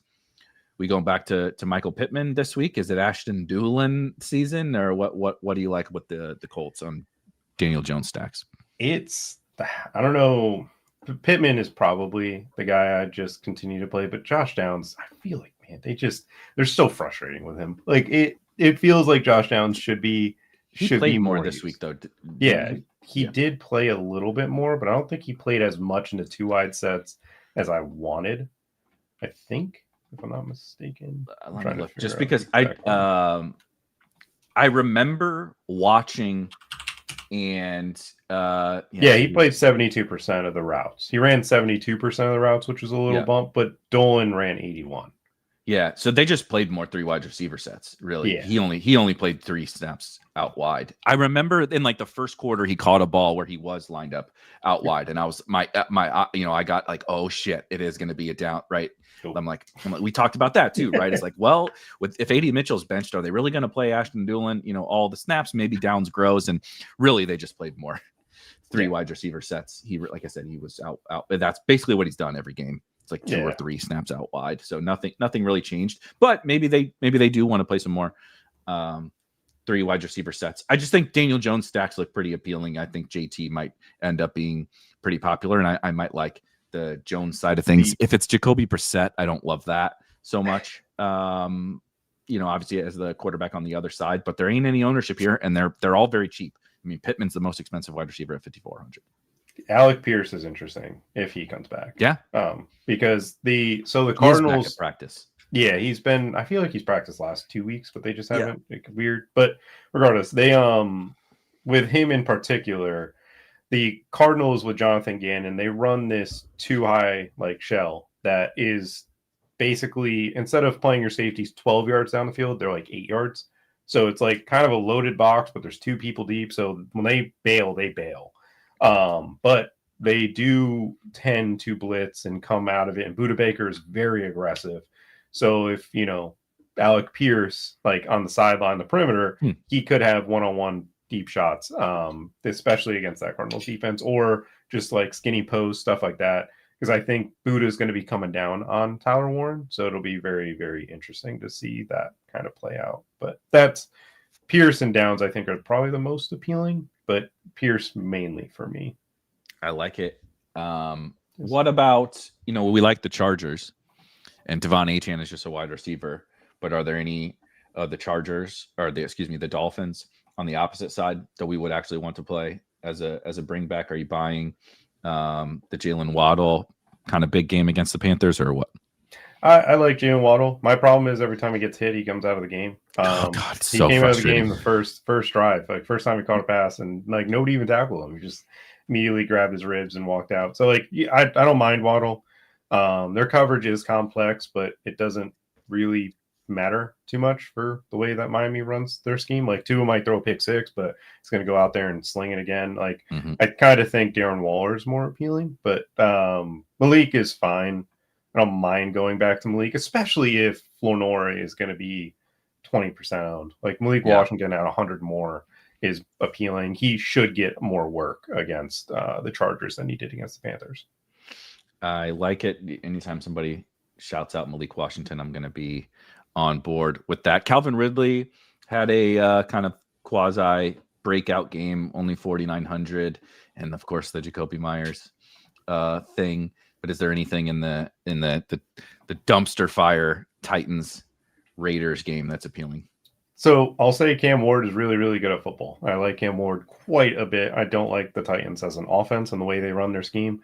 You could go to Calvin. I don't want to force that. It's not like, this is because Max Crosby's going to destroy that O-line. He is game wrecking. The Colts are a much better play calling team, and they just dominated with the way that they call plays. Titans are not that team. I do think Cam Ward isn't shy to just continue to go to Ridley, but you're going to need Calvin to be able to catch the football. And this past week, you could see it from Cam on that big play where like Calvin put up his hand, Cam threw it and was like, "Oh, please catch it, please."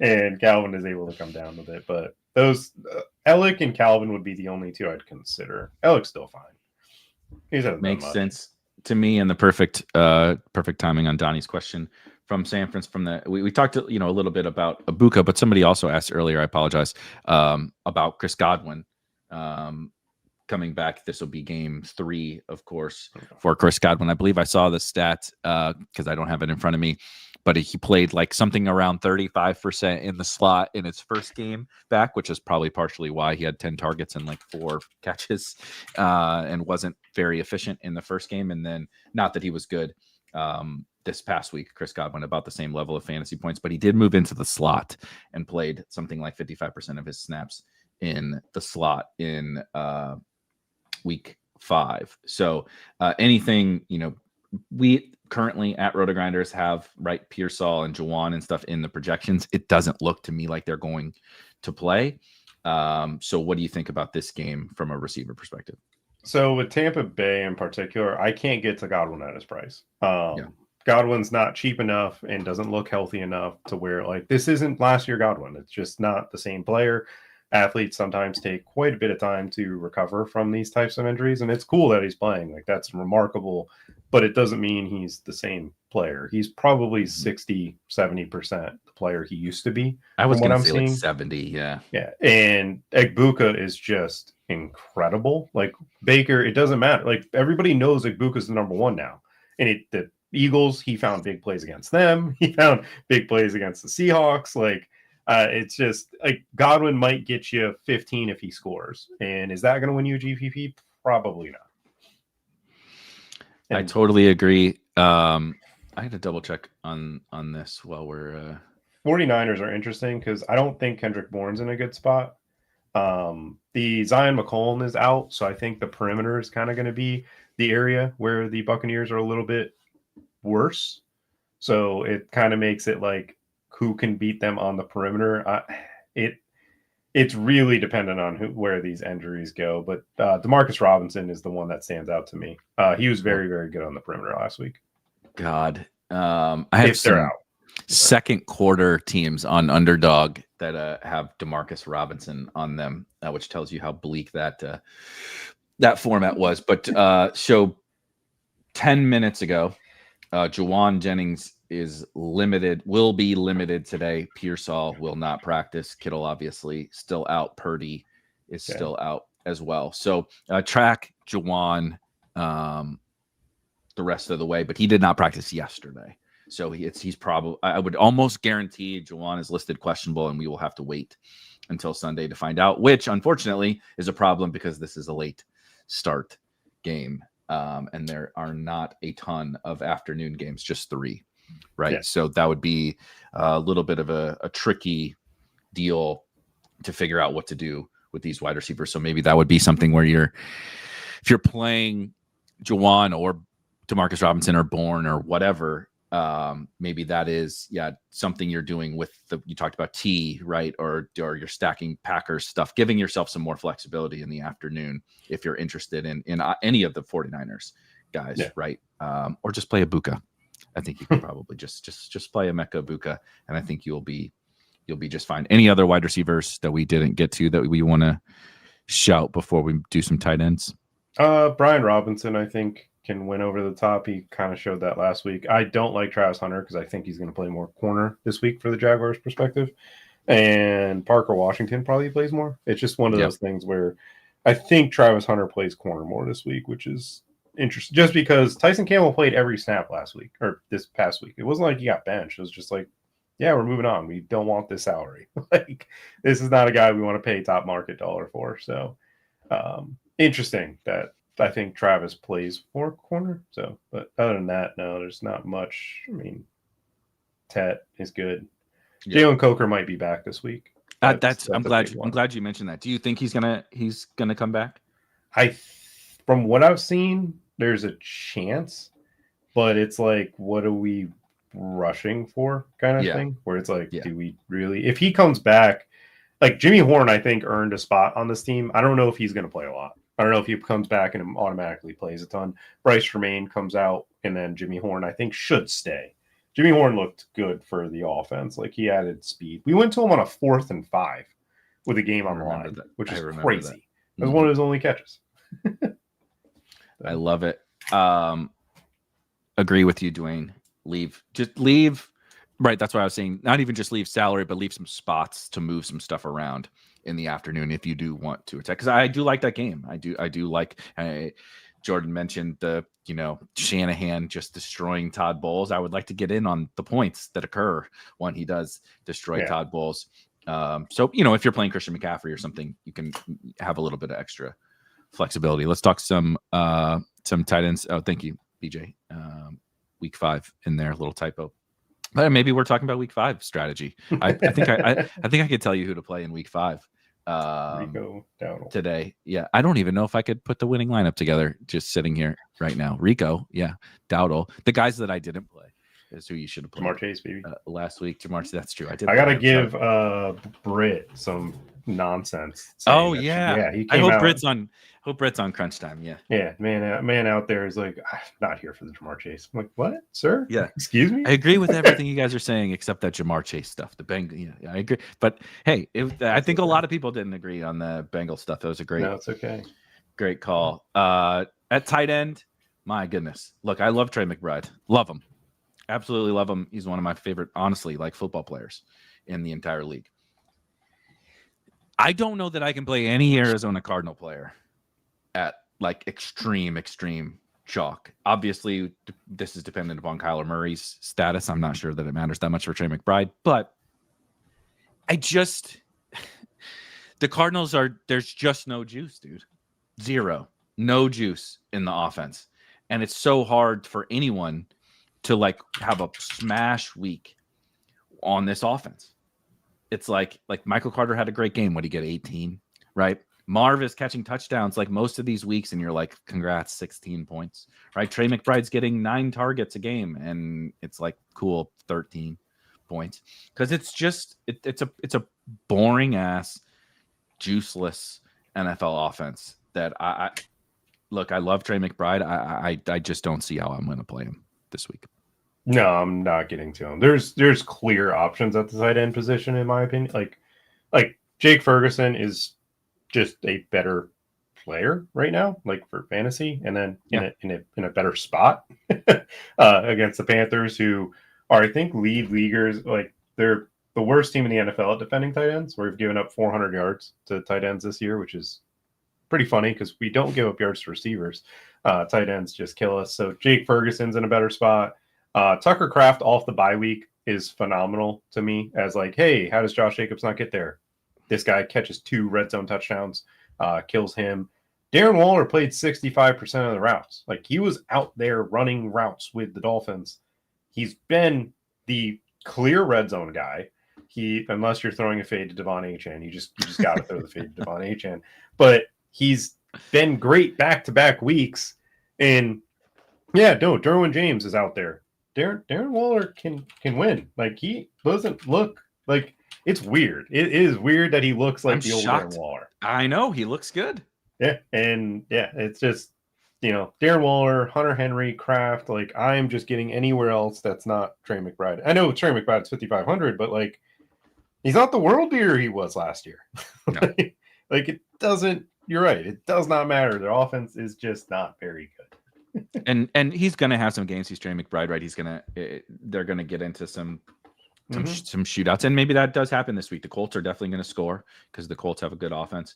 It's just, again, it's not that he won't have a good game. It's not that he maybe he has that really good game this week. I don't want to play into 30% ownership to find out.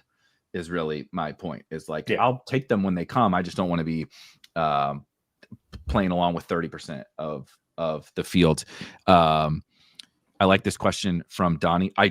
Yes, I do think he says, do you think that Kraft comes in too low in single entry with Warren and Ferg right there? I would also add that the people are going to play Josh Jacobs if you're good. The whole premise of the Packers game, right? How many times we see this almost weekly in NFL DFS. Some team's a huge favorite against a really bad team with a bad defense. And it's like, well, it's just all play the running back, right? They're going to have a positive game script, right? Blah, blah, blah, blah, blah. And it's like, that's true. And it can play out that way.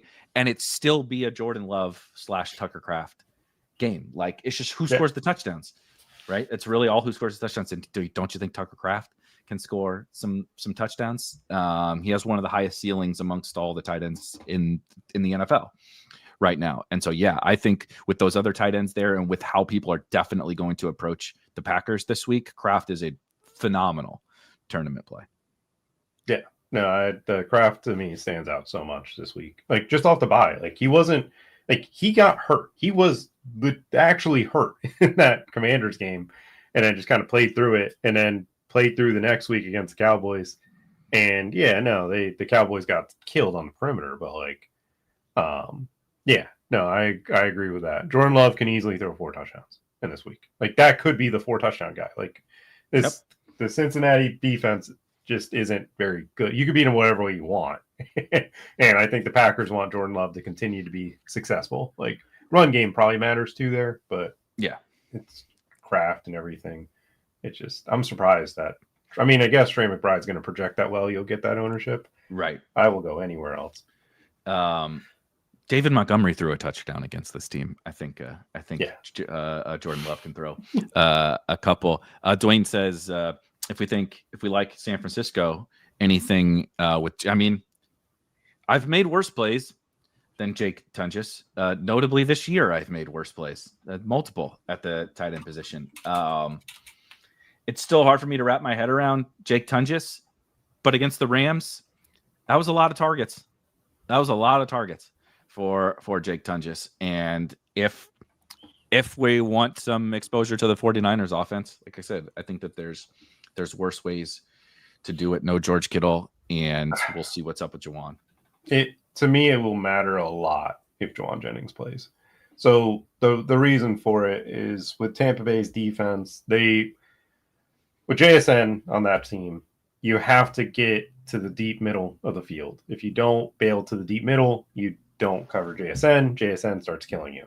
And that's what led to AJ Barner getting plenty of work because he's wide open. Which is, I did not see that comment till just now, where it's like because like JSN's a receiver, you need your linebackers to be able to get in depth and cover because it helps a lot. So if you're not worried about Pearsall, Juwan Jennings, and it's like we have to play McCaffrey. It's like, where's McCaffrey winning? in the same area that Jake Tungus was. So it's Yeah. like he's not catching it with space like Barner was, and Barner made some, plays, but it also just was much easier because the depth of the linebackers. So it'll be interesting. I mean, he's 3,700. You can easily play him with a, Mac Jones stack, but I'm not touching that price with, Darren Waller, 300 more. Like, Yeah. I think Darren Waller is like clearly he's just in a good spot. It's wild that the ownership is not loving him more. It's hard. It takes a while for ownership like that to catch up, right? Because the baked in assumptions are like, this guy's probably just cooked, right? And then when we only have one or two, not even two full games, right? Like a part-time role and then close to a full-time role where he wasn't. The evidence is that he can still play. The projections just don't bake it in. Any of the kind of puntier options, Jatavian Sanders, I believe, is back, right? This week. I think so too. But I think he's back. So not that anybody wanted to play Tommy Tremble, but he did have 8 targets 2 weeks ago, and is in that Cowboys game. David Njoku and Harold Fannin both for the Browns, piling up some targets, really, really low value targets from Dylan Gabriel, but targets nonetheless. Juwan Johnson turned back into the Juwan Johnson of old with the return of Taysom Hill and Foster Moreau. And then, the question from who was it? Henny asks about Hunter Long. Doesn't give me the warm and fuzzies, of course, but Brenton Strange is out.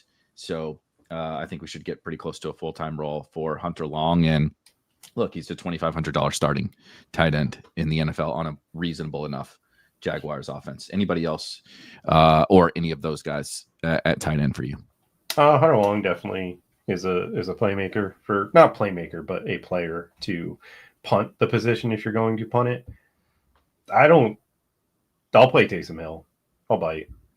I love it. It's gross. It's so gross. I hate him because it doesn't matter the offensive coordinator. He is still doing everything. Like they went and said, game, we're ending the game right here.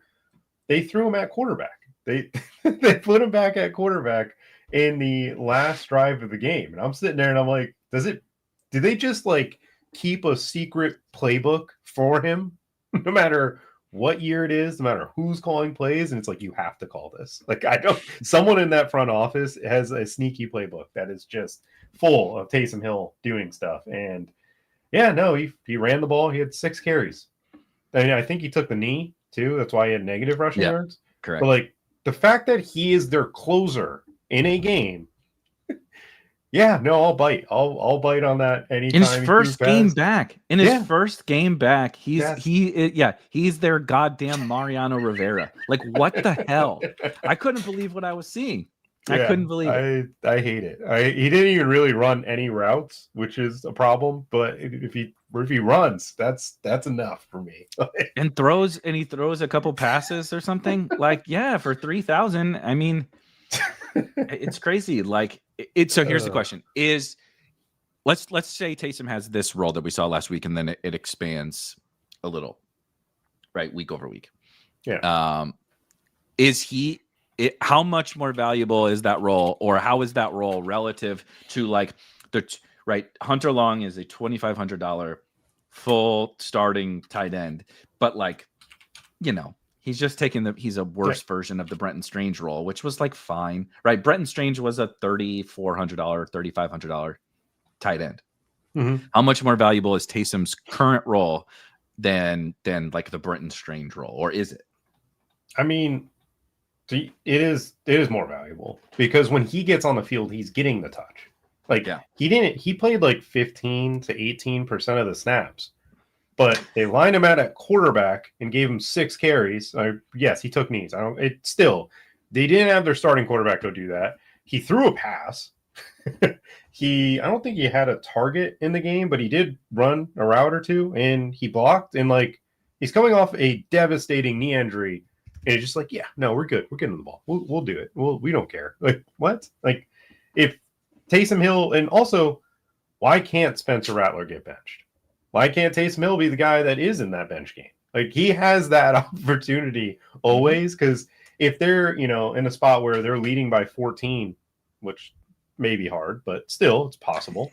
Taysom Hill will close it out, and if he's running, dude, he's gonna go score. He's not, I see a 47-point game in there as a tight end, which is maybe 2 years ago, 3 years ago. It doesn't matter. It still happened. Yep. Give me Taysom Hill and Darren Waller in the year 2025, which is what is happening? Literally pounding the table to not play Trey McBride and touting Darren Waller and Taysom Hill in week 6 of 2025. Just play Tucker Kraft when I forget to play Tucker Kraft. That's probably the way to go. That's the easiest. So he has the biggest swing of that position. He's lower owned. He's a pivot off Tyler Warren. And he kills Jacobs. That is a significant playmaker for that position this week. I'll also say we'll do some at the very end. We'll give kind of some of our favorite plays of each position just to kind of recap. But just while we're on tight end, I will say I don't think we talked about it kind of at the very beginning when we talked about the Cowboys game. If Jake Ferguson is 13% and Tyler Warren is 20 and Trey McBride is 27, I think Jake Ferguson is a phenomenal play. Right? It doesn't have to only be the 5% or less guys that are great tournament plays. I think Jake Ferguson should probably be more owned than those other 2 guys, or at least they should all be 20% or something like that, right? Yeah. As opposed to a 27, a 20, and a 13. I think they should all be pretty much the same. But the market just and the projections and stuff just don't love Jake Ferguson. They don't think he's a $5,300 tight end, and I do. I very much do. Yeah. No, he's phenomenal too. There's a lot of good tight end plays this week. It feels like I don't know if I'm going to tie quarterback to tight end this week, which is weird. Yeah, I don't know if you have to. I think that's an interesting point where it might be wide. I mean, we always like to play our wide receivers with our quarterbacks, right? But it's an easy thing where we constantly talk about, let's just include, let's include Jake Tunges on our Mac Jones teams, and let's include AJ Barner on our Darnold teams and whatever. And it's not that you can't do that this week. Of course you can. But I don't really want to play Tua, right? If we play Taysom, I don't really want to play Rattler. Part of the reason why you play Taysom is because he takes stuff away from Rattler, right? Like Hunter Long, Baker. I'm not excited. Yeah. Justin I'm not Herbert. Excited. Right. It's I'm not playing the tight ends for any of those guys. So it's a rare week where obviously Dak with Ferg is fine. And but Jordan Love. Yeah, Jordan Love, Kraft, but those are really specific. You have specific goals, right? With the Love Kraft thing is not just because they're really good plays, but because of the leverage that they provide. Let's talk about some defenses, and then we'll give some plays, and then we will get out of here. We have nailed plenty of things on the Sunday morning Roto Grinder show over the course of the start of the season. But the funniest thing that now the people ask more about fucking defenses than they ask about anything, because every week we've pretty much sick. You started one of us. I know. We went on a nice little heater, and then I copped out, and I believe you were. I picked the Colts. Yeah, I know, and I'm so mad because the Saints. It was the obvious one. I know they were the obvious ones, and I'm such an idiot for being such a coward with the Texans. But anyway, interesting defense week. I think if the Raiders are really going to be super popular against the Titans, you can go ahead and not sign me up for that one. Not interested in that. If people are actually going to play the Bengals just because they're $2,000, I think that's one of the most obscene, truly insane things anyone could possibly do in DFS. But I will say third on the list, we like the Saints, but I think the Patriots defense is pretty good with Christian Gonzalez back, and it's not like Rattler is immune to mistakes, and they'll throw a lot. So they're the first that's a chalkier one that I still think is a pretty good play. That one. If the great Calvin Austin super swing to an offense doesn't play, the Browns. No, I don't know if I could go there. I can't with the man coverage rate. I can't. But looking through it, because I hadn't looked at pricing a defense because I'd never care until ownership starts to settle. The Patriots are phenomenal up there. If Kyler doesn't play, I think the Colts will pull the Raiders ownership. Will you pay for the Packers at all?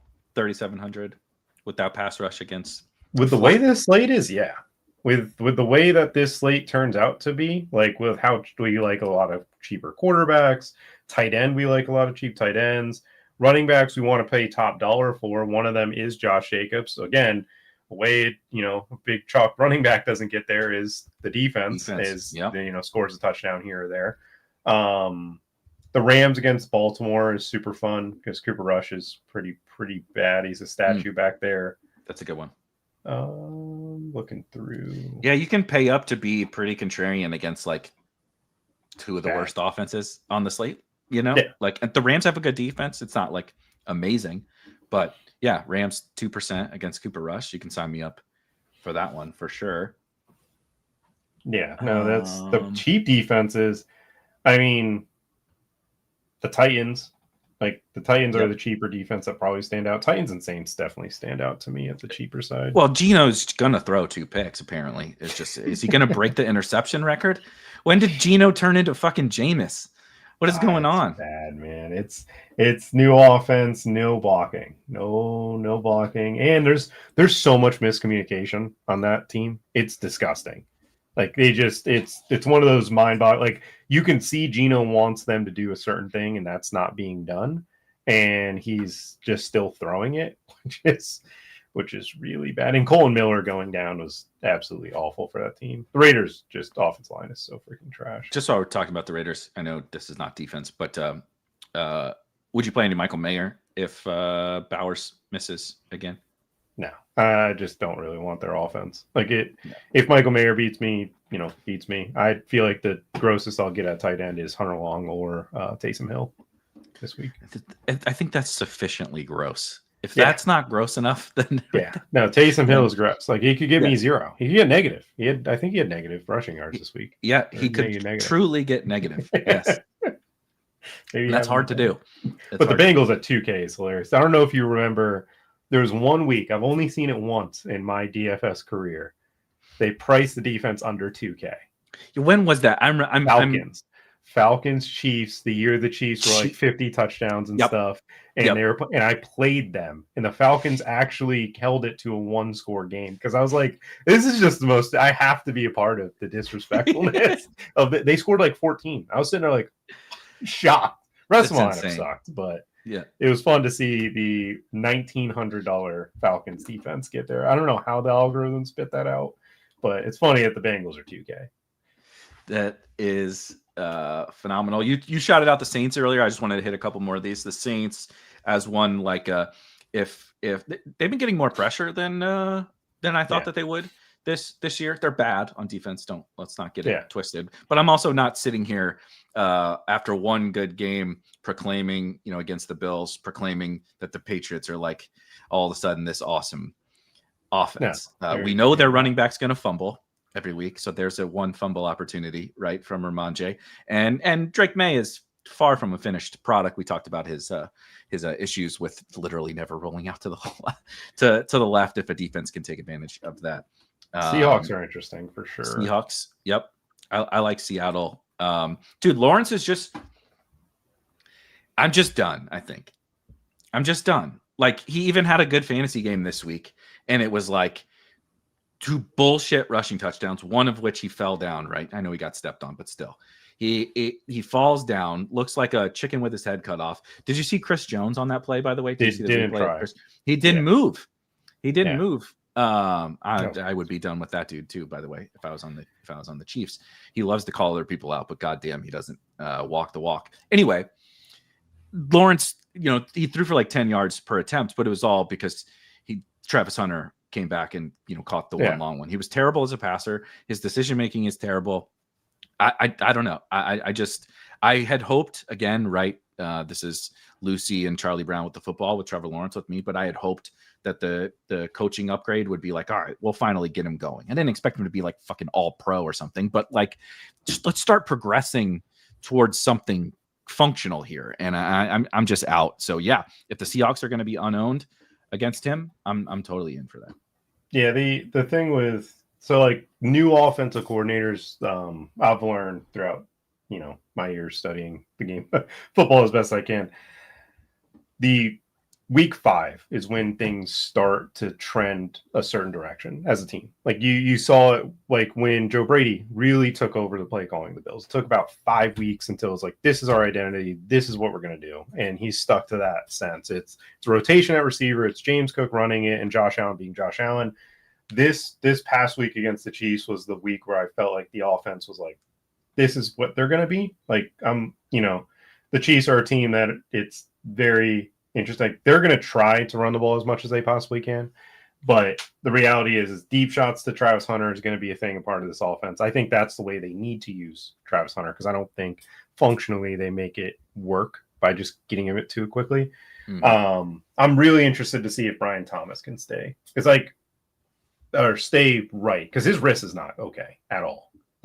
Even on the catch that he made, where it was a big catch, you could see him catch it and then immediately take that hand off of like, I'm going to bring it down here. Like, I don't want to try to hold on to this ball with this wrist, which is a big problem. I don't think Trevor Lawrence is that great, though, as of obviously now. And Seattle at 1% owned at 2,700. That is a very fun one. And it's a game that I think will get a lot of love from just it's got one of the higher over-unders on the slate at 47, which is terrible. Yeah. Welcome to week 6. Also just two final ones. You mentioned before, like, Tua might throw a pick 6. Like, yep, he might. And the Chargers, nobody wants to play the Chargers defense. Terrible. Dolphins offensive line playing their best offensive player, who is a running back at wide receiver. We talked about Darren Waller basically being the best player on this offense, which good for him, but like bad for the Dolphins. That's not good. And then Steelers against Dylan Gabriel. Yes, I think you can play somebody against Dylan Gabriel just about any week. All right, we're gonna get into close out with a few of our favorite plays from each position, but just super quickly, what did you think about this? Donnie was asking more so from a season-long perspective, but if you're thinking Travis Hunter is going to play some more, I'll just let you. I have my Diami needs to learn how to catch if he's going to benefit from anything ever. But I suspect you would agree Parker Washington gets on the field more, but do you also think he's kind of just a more bigger piece of the offense? Well, I mainly meant Travis Hunter plays more corner this particular week because of the trade for Greg Newsome. Greg Newsome would slot in as their slot corner, and then basically Travis would play on the boundary, which is what you want Travis to be doing. And against this specific skill set of wide receiver, where your JSN, your Cooper Kupp, and Torrey Horton, it's like guys that have to win by their quarterback anticipating where they're going to be. And Travis Hunter is the type of playmaker where, you're going to throw timing routes. I'm going to read your quarterback's eyes and jump it. Like Travis Hunter might score on defense this week, which is quite impressive because you don't get any points. Can we play Travis Hunter plus Jaguars defense plus Trevor Lawrence or something? Like, can we get this insane stat going, right? He catches a touchdown from Lawrence and he has a pick 6 in the defense. We get this crazy correlation going. But obviously, the points don't quite work that way, but it would be fun nonetheless. Yes. Let's give a couple of our favorite options at each position and then get on out of here. I want to do this because this way we'll remember on Sunday to be like, hey, remember Dum, you liked this quarterback, you liked this running back or whatever. But go ahead. Favorite couple quarterbacks as it stands right now on Thursday. As it stands on Thursday, I can't ignore the fact that Justin Herbert is just in a spot where I think he could be throwing a lot more. Ben, Jordan Love, I would say, are the two that stand out to me the most. And then the cheap quarterback is Bryce Young. Those are the three that stand out to me, with my love for Calvin Austin being just destroyed immediately as soon as we started getting more injury reports. Because obviously I'm not checking that on Wednesday at this point. But what about you, Eric? Yeah, Justin Herbert is going to be quite popular, but he stands out very much above the rest to me. I mean, this Dolphins defense, dude, just, I don't know. We broke down that game, but I'm pretty comfortable still playing into some of that ownership with Justin Herbert. And then Jordan Love, absolutely, for sure. And then I did famous last words. I do still very much like, Cowboys games, spoiler, but I think I like the Bryce side better than the Dak side. Give me Javonte on the Cowboy side. Of course, I like Ferg and all that kind of stuff, but I think it would be more of the Javonte side of things with the Bryce side from the Panthers. So then I'll kick us off with the running backs. Is that Javonte is one of my guys this week. I think I would say Javonte and Kyren are my two favorite running backs right now. I'll join you on the Kyren. I'll definitely be at Genty with their yards before contact being as bad as they are. Those are the two that stand out. I think it's fun to get Quinshon Judkins, but I wouldn't put him in my favorite play. It's more of a pure tournament. Like, this is what these are two guys that I think will have the safe floor with the 30-point upside. Yep, for sure. Yeah, I think if I can fit, like, especially on a FanDuel, if I could fit those three running backs, Javonte, you want to talk about some touchdown equity, right? Like in a half PPR format, Kyren, Genty, and Javonte Williams feels really good. I maybe I'm not getting the pure ceiling of CMC and JT, right? But it's pretty close, and I don't have to pay nearly as much. So those three backs definitely stand out. What about wide receiver? Puka is obviously at the top. He's inevitable. He's going to get 20 plus every week. If he gets in the end zone, then he's probably going to get 26, 27. That's pretty much the top of the top.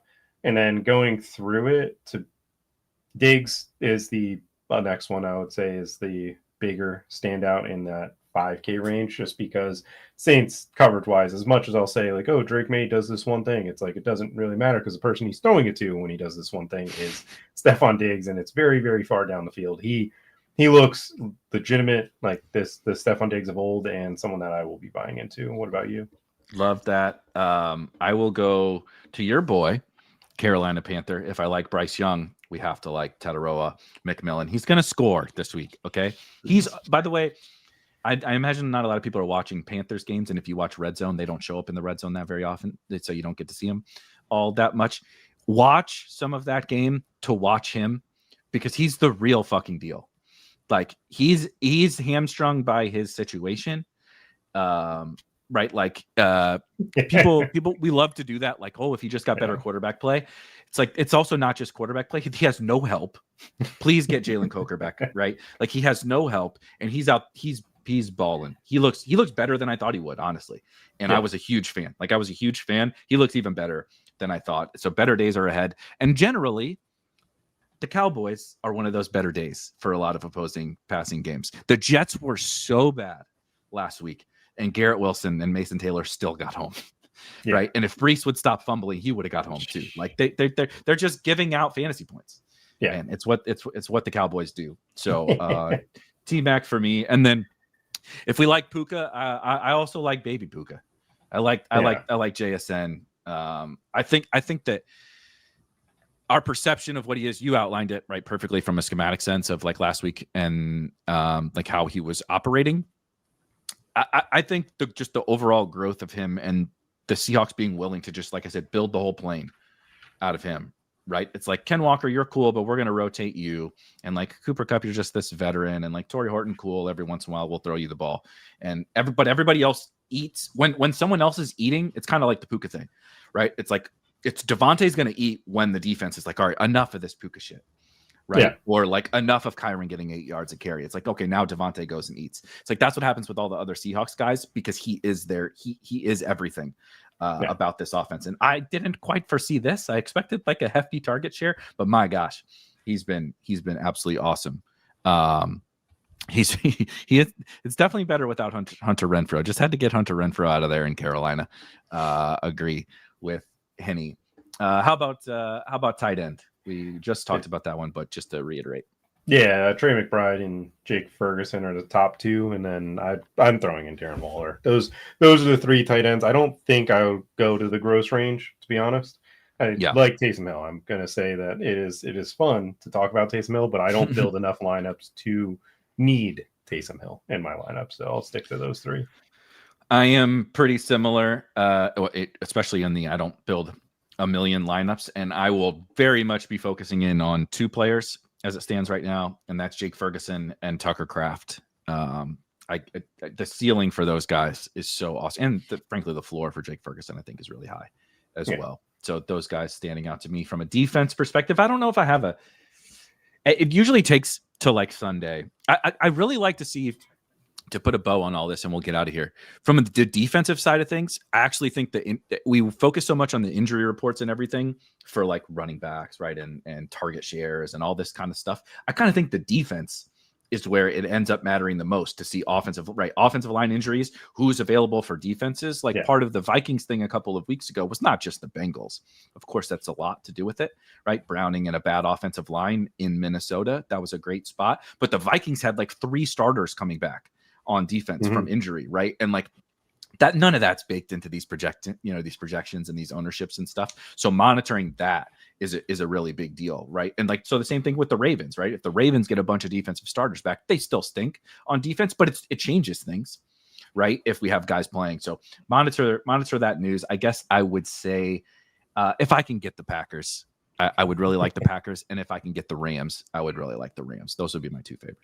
Since you took 2 of the tops, I do like those, but I will say Seattle is a defense against Trevor Lawrence that is quite appealing. And I mean, I like Aaron Rodgers with the man coverage stuff, but man, 2,500 for the best defense in football in the Browns is just super wild every week. I don't get what goes in their algorithm to make the Raiders 3,200.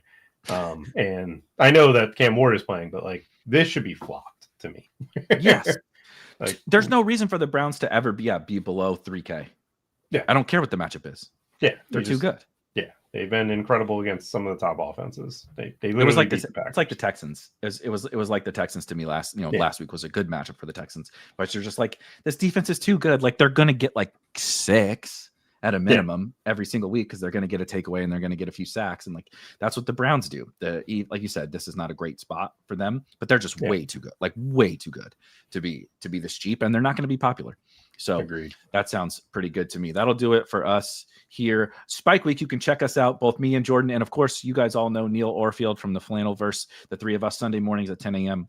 10 a.m. Central, 11 a.m. Eastern on the Roto Grinders channel. I'm excited to talk some more ball with Jordan moving forward the rest of the season. And we will catch you guys next week in week 7. Hit that like button on the way out. And we'll see you guys Sunday, or we'll see you guys next Thursday. Cheers.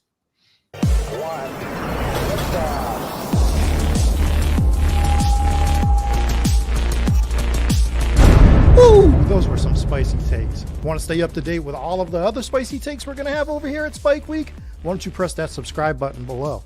You turn notifications on, we draft a team, boom, you know about it. We have another spicy take, boom, you know about it. You can be there, you can draft with us. You want to stay up to date? That's how you do it. All right, we'll catch you later next time here at Spike Week.